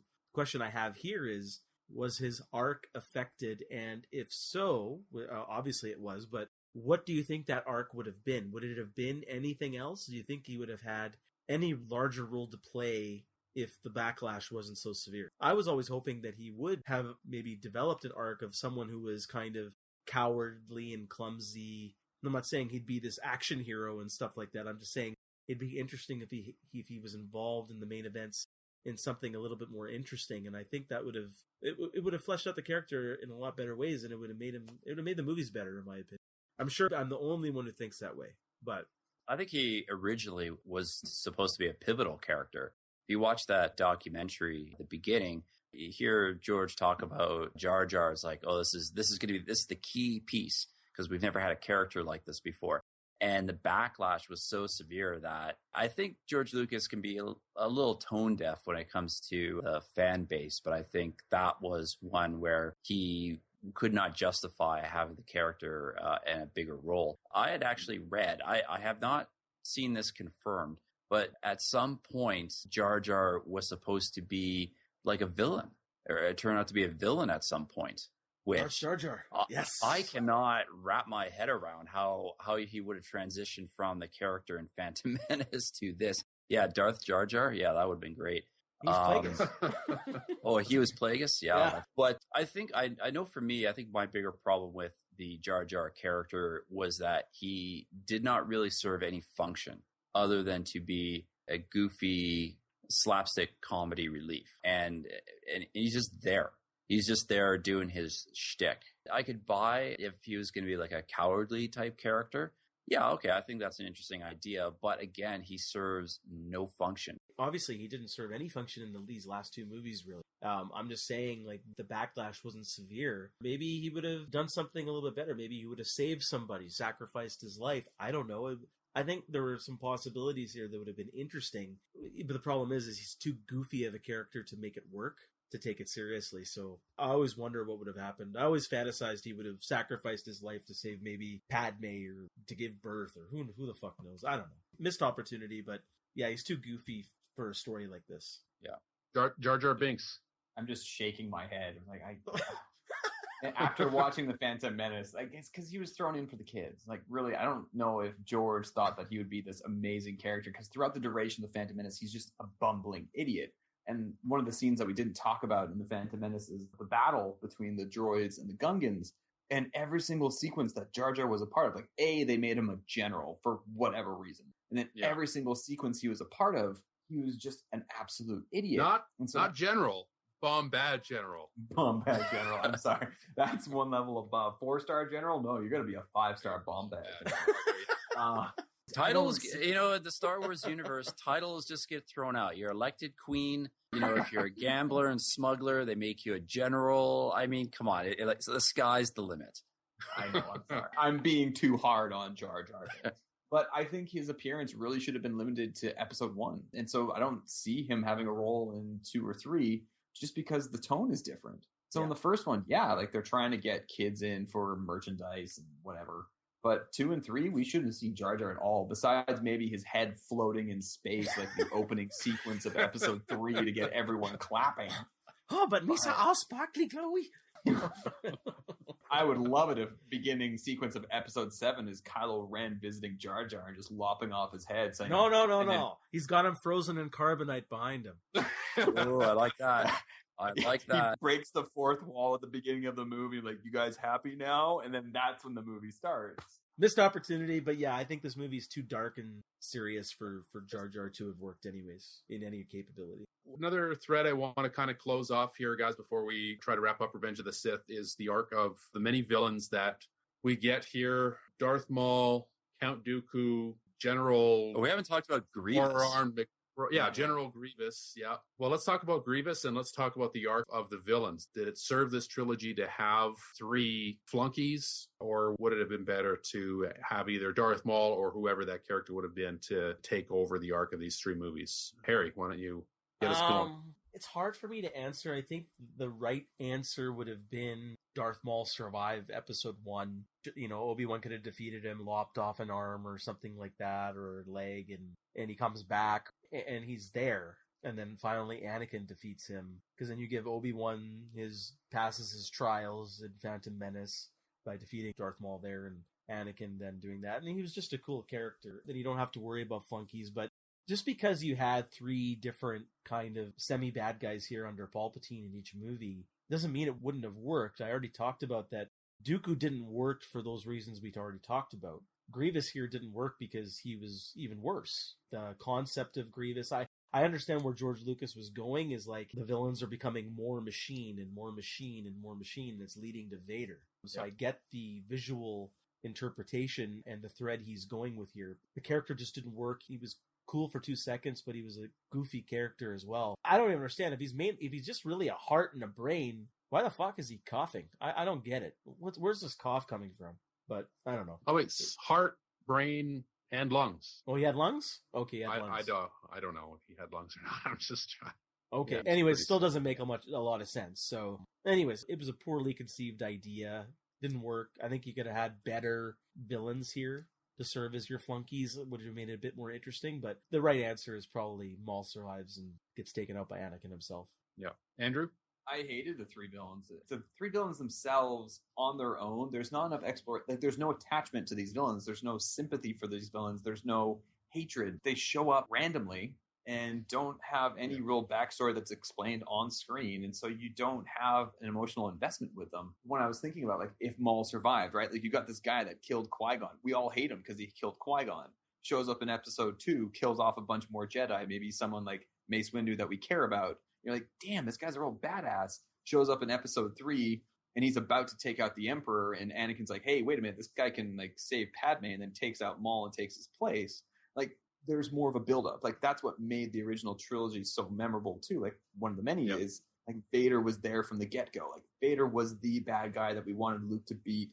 Would have got his ass handed to him severely in A New Hope. Got his ass handed to him in episode 5, and then finally beat him in Return of the Jedi. There wasn't that emotional attack. It just felt like another way to sell toys. Yes, there's more exploration of these characters in the expanded universe, such as like the novels and the TV show, which makes a little bit more sense. But for a movie trilogy, no, it didn't work at all. To give credit where credit is due, George was trying to do something different. The whole point is Vader is so iconic. If you just trying to create another Vader to last the whole trilogy, it may not work. So he decided to go in a different direction. So I appreciate that. And I think he succeeded with Darth Maul. I just think the choices, the design choices, and the caricatures that he decided to go with in episode 2 and episode 3, just not worthy enough for the Star Wars universe.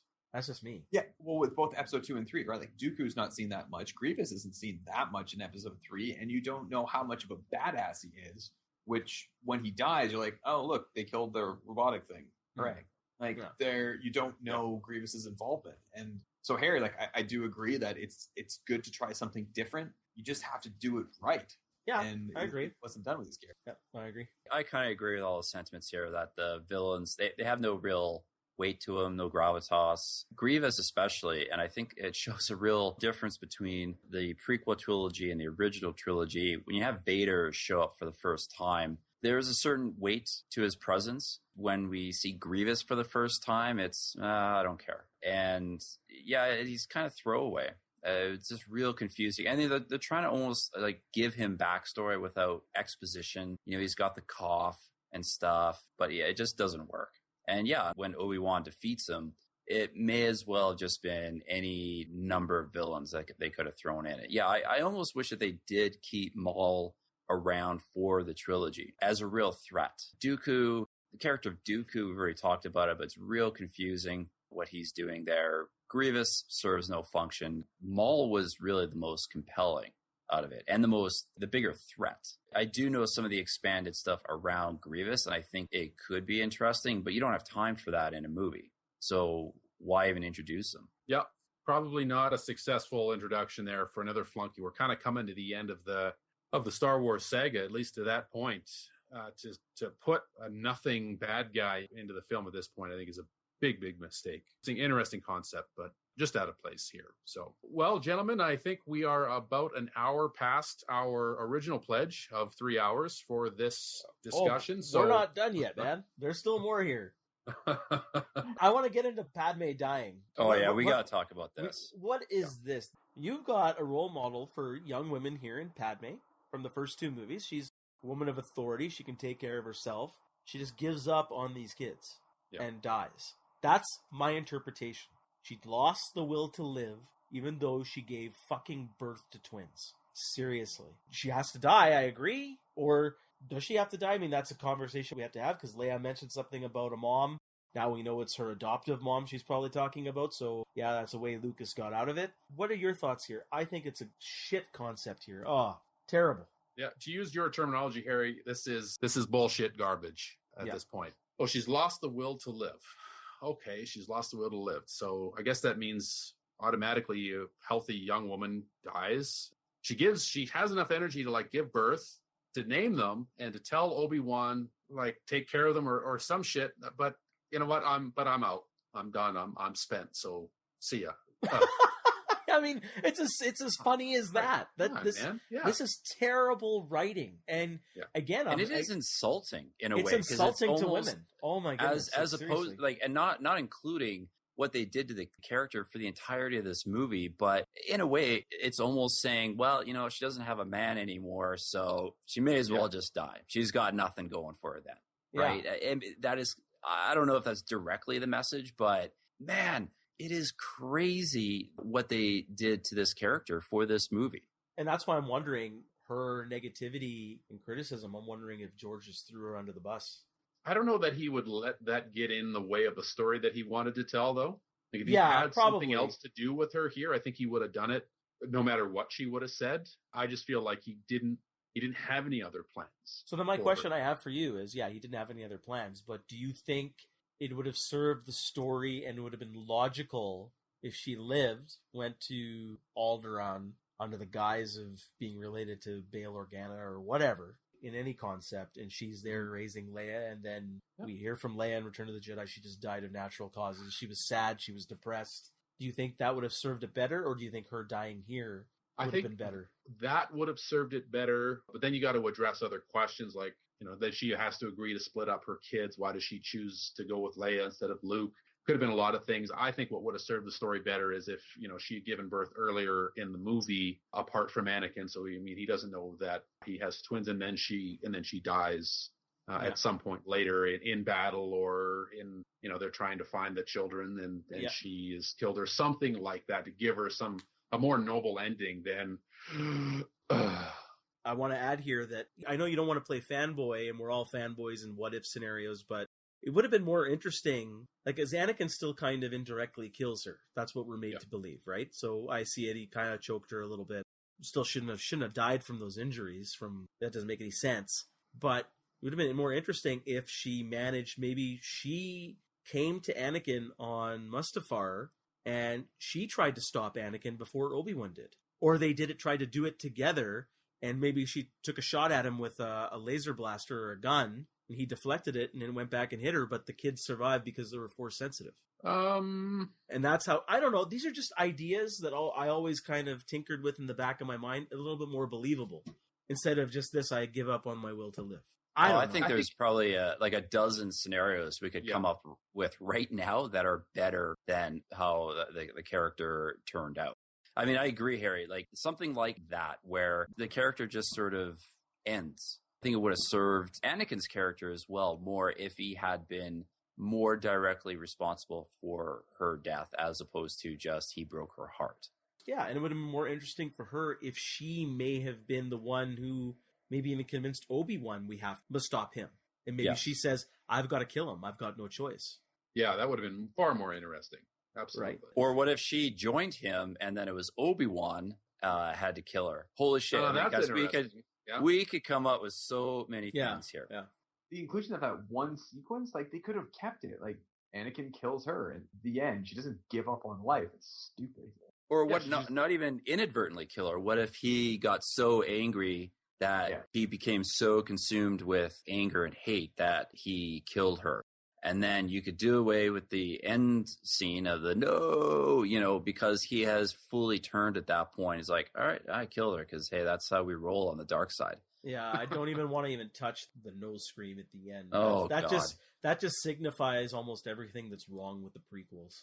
Right. I thought it was a great addition, like that soundbite to Return of the Jedi. What did you say? Oh yeah, totally tied the whole saga together there. Yeah. Oh my goodness. It's layers, guys. Layers. That's what George was doing. No. It's so dense. Fucking grand. Fuck you, Rick McCallum.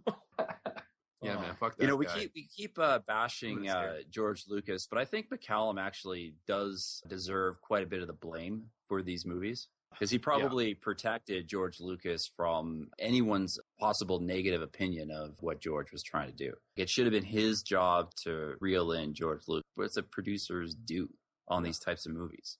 Yeah, but I think the failure here is just even on the concept of the story.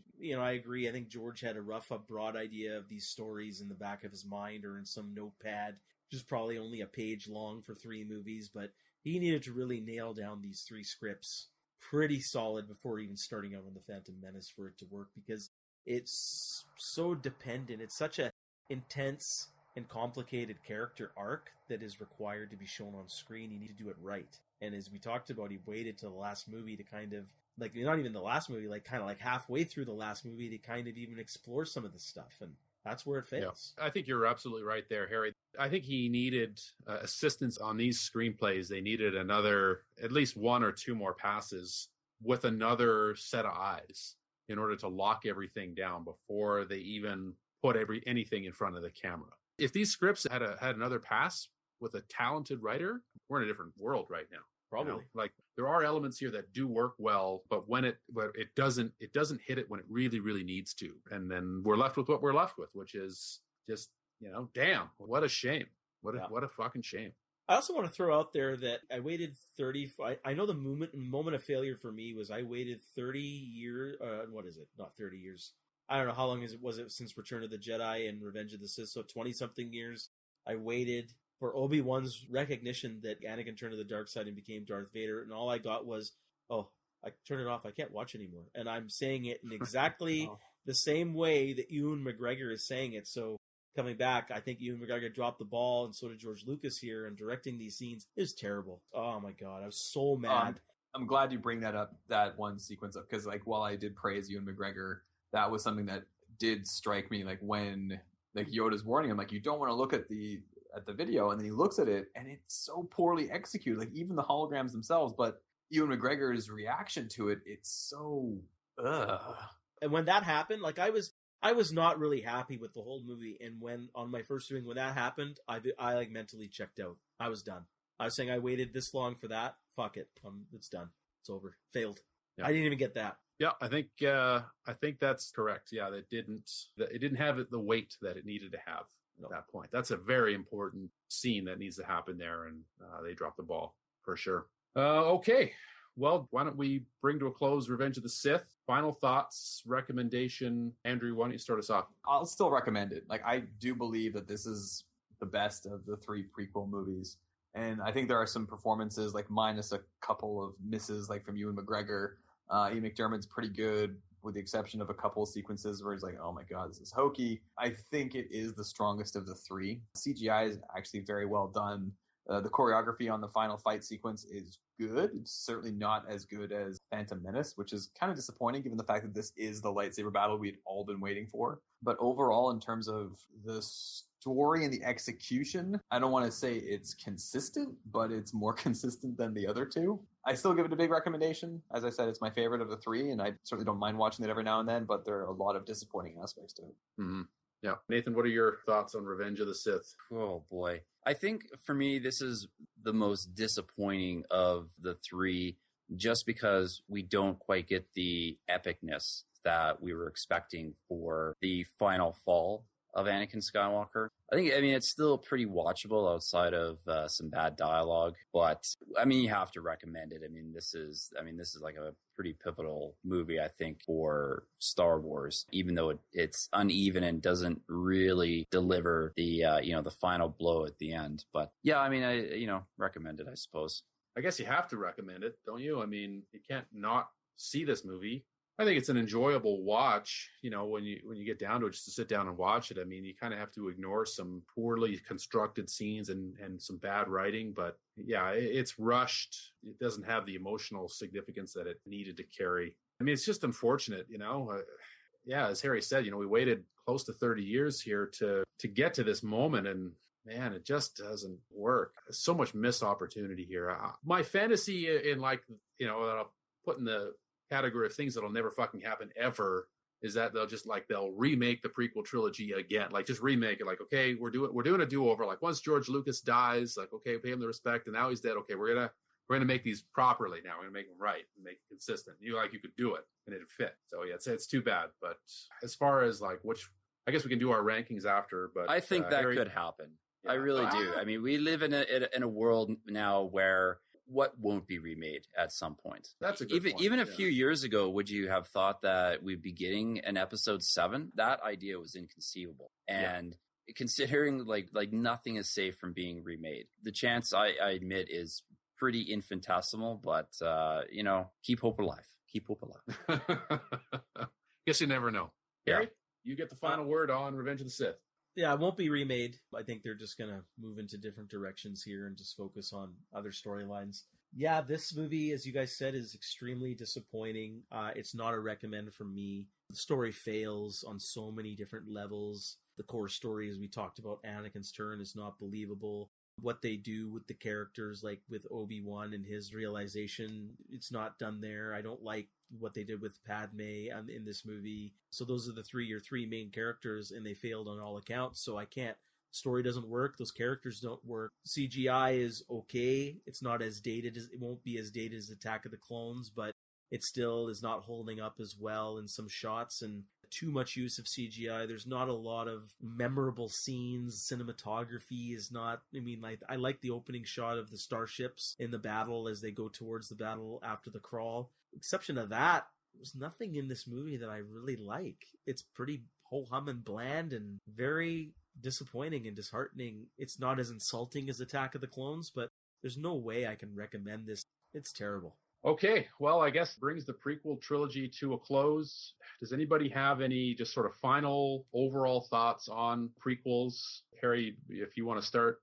It was an interesting story, and I think, unfortunately, the backlash of the Phantom Menace I personally have this belief that it impacted George Lucas so much that he tried to cater to the fanboys in Attack of the Clones, and he kind of lost his way, and then he fucked up, as we talked about, with too much story to tell in Revenge of the Sith. So the question so many people ask is what should Phantom Menace have been? And so it would have been to make it work, it might have had to have been a radically different story. even though I still like The Phantom Menace quite a bit. George, as a filmmaker, of course, has lost his way, became more interested in tech, pushing new technology, and his strength is in editing instead of directing actors. And I think he did a pretty good job in The Phantom Menace, even though he dropped the ball in a couple of areas with directing the actors. But I think that was still a solid start to the sequel trilogy, and they could have still made Attack of the Clones and Revenge of the Sith work with maybe better scripts and different directors, and not making everything so CGI. By going down that route, you're kind of not making it fit with the aesthetics of the original trilogy. And by doing that, it just feels so different and it doesn't work. And I think Phantom Menace is the only good one. I don't really recommend the prequel trilogy because overall, 2 out of 3, it doesn't really work. The only good one is Phantom Menace. Revenge of the Sith is the next best one for me, and Attack of the Clones, as I said, is insulting and garbage shit. Okay. Garbage shit. Okay, fantastic. Nathan, you watched the saga in the so-called machete order, so I don't think we really had a good chance to get your impressions of how that worked for you in our last episode. So why don't you give us your thoughts on the whole saga, having watched it in that order? So I will also say, like, years ago, I did watch them in numerical order, so episodes 1 through 6, and that does not work at all. It is so jarring to go from Revenge of the Sith to A New Hope. But yeah, so this time when I watched it in the machete order, it was a little less jarring. The one thing that surprised me the most was at the end of Return of the Jedi. For the Blu-rays, they've put Hayden Christensen in at the very end, replacing the other actor who had played Anakin. I found like I didn't mind that much. I mean, it's still kind of weird, but it felt less forced. But yeah, there's so many things that just, even watching it in machete order, there's so many things that just don't tie these two trilogies together. Even though they are, part of a whole, the difference between them, it's really jarring. Yeah. But I do recommend machete order for anyone who hasn't tried it. Andrew? When it comes to the prequels, I think what really hampers them is their association with Star Wars. And I know they are the Star Wars prequel, but you remove Star Wars from it, like just kind of separate it from the original trilogy. And they're not that bad. They're not terrible movies. But because we've had the original trilogy for such a long time and they're on this pedestal for a very good reason, movies that are associated with it or anything that's associated with it have to be of a similar caliber. Like they can't be as good, because I don't think any movie that they create from here on out will be as good as the original trilogy in terms of all of the impact it's had on society, in terms of movie making, everything. But they still have to be at a similar caliber. And the prequels just don't come close. They don't have that same attachment. They don't have those same emotional connections with the characters. But is it a decent science fiction trilogy? Yeah, it's not bad. I'd recommend it to everyone just to watch it. But it has to be separated from the original trilogy. And that's why people go out of their way to separate it, because there really is no connection. Like, as Nathan mentioned, like, it's jarring. I don't know how to recommend watching the two trilogies to anyone who's new to the Star Wars universe. Like, I met someone recently and she's never seen Star Wars before. So I'm excited about this, but I'm like, how do I start off? Like, I don't really want to recommend the prequel trilogy, but it's a weird set of movies, ties into the universe. But if they remade them as like cartoons, it'd be awesome. Because that's like, it's terrible to think that like, I bring up Clone Wars a bunch in this podcast, but the acting in the Clone Wars is so much better than all of the prequels. And so I still recommend it. It's decent science fiction. It's not the Star Wars that we love, but it's part of the universe. So I still recommend it, even though Attack of the Clones, Attack of the Clones is not a good movie. But as a trilogy, that saved you. Okay. Thank God. Not going to hear the end of that if I didn't correct myself. No, yeah, you definitely picked the wrong show, to be honest. If you were going to... I know you had lots of options of all the shows you could have been on, but all right. Well, I think that pretty much wraps up our examination of the prequel trilogy. We could certainly keep going for many more hours, but I think we've hit a new record here, coming up on 4.5 hours on this one, guys. So, Harry, do you want to preview what's next? It's pretty obvious. In a few days, the sequel to Return of the Jedi is coming in a few days, The Force Awakens. I don't know if you guys want to do a quick couple of minutes on what your thoughts. Me and Geoff kind of talked about it in our first podcast. Nathan, Andrew, how excited are you? Just quickly, 1 minute, what are your thoughts? Well, I know I'm pretty pumped, and I've also been going out of my way to not read too much on what the movie may be about. I've watched the trailers. I think I've seen 1 or 2 commercials, but I am in a spoiler-free zone. Oh wow, that's good for you. Force Awakens. I mean, they've done a pretty good job, like keeping a lid on things, but I am cautiously optimistic about what we're going to see. Yeah, gents, be careful. I'm going to give you a heads up warning. I'm sure you guys know, not only is the premiere tomorrow night, and then I'm sure people are going to be throwing shit out there. I'm going dark over the internet for the next couple of days, but seriously, I'm like going dark, but I already know a few things, but you have to dig for those spoilers. But a lot of material is coming out these days, so just be wary. Andrew, how about yourself? Well, I kind of similar to Nathan. I've gone dark in regards to any information regarding this movie, just because with the prequels, like, I don't know why I was so active, like trying to find out what happened. But with this one, I really want to be surprised. And yeah, I've heard some of the theories that are out there and some of the little plot lines, but nothing that would completely change how I respond to the movie when watching it. So like, I've watched the trailers. I actually stopped watching the commercials and any of those like additional trailers that are getting released internationally that I keep seeing snippets of. I've gone dark just because I want to enjoy this movie. I think it's got a lot of promise, given how the trailer's been put together, given how JJ is really good for that secrecy aspect of his movies. I'm really excited. I think they can't get any worse than the prequels. And I think being able to start fresh with basically the world in front of them, they can do whatever they want now. I think that's what's going to make it really exciting, is that we don't know what's coming. Geoff, how about yourself? Like you and I had talked about in our first episode, I mean, I'm pretty pumped. I don't know if I'm going to be disappointed or not, but at this point, I don't care right now. I want to be excited, so I'm going to be excited. If I get disappointed later, I can live with that. But for now, yeah, I can't wait. I don't know any spoilers. I've gone dark. I don't know any story details. I have watched all of the trailers. I've watched all the TV commercials, but I don't know what's going on. I don't know what's going to happen. Yeah, man, I can't wait. It's going to be awesome. I'm cautiously optimistic. I'm excited to go, though. It should be fun. All right. The marathon, probably more than a marathon. You can run a marathon faster than this. Thanks to our special guests, Andrew. Thanks for being on the show for a total of close to an entire working day of podcasting. So thank you very much. Thanks again for having me. Yeah, thanks for being here, Nathan. Thanks for being on the show. Thanks for having me. Harry, I guess we'll see you at the premiere for The Force Awakens, and we'll do it up all over again. Oh, fuck. Where did I put the tickets? And next week on the show, Harry's funeral. Yes. All right, guys. Have a good night. It was fun.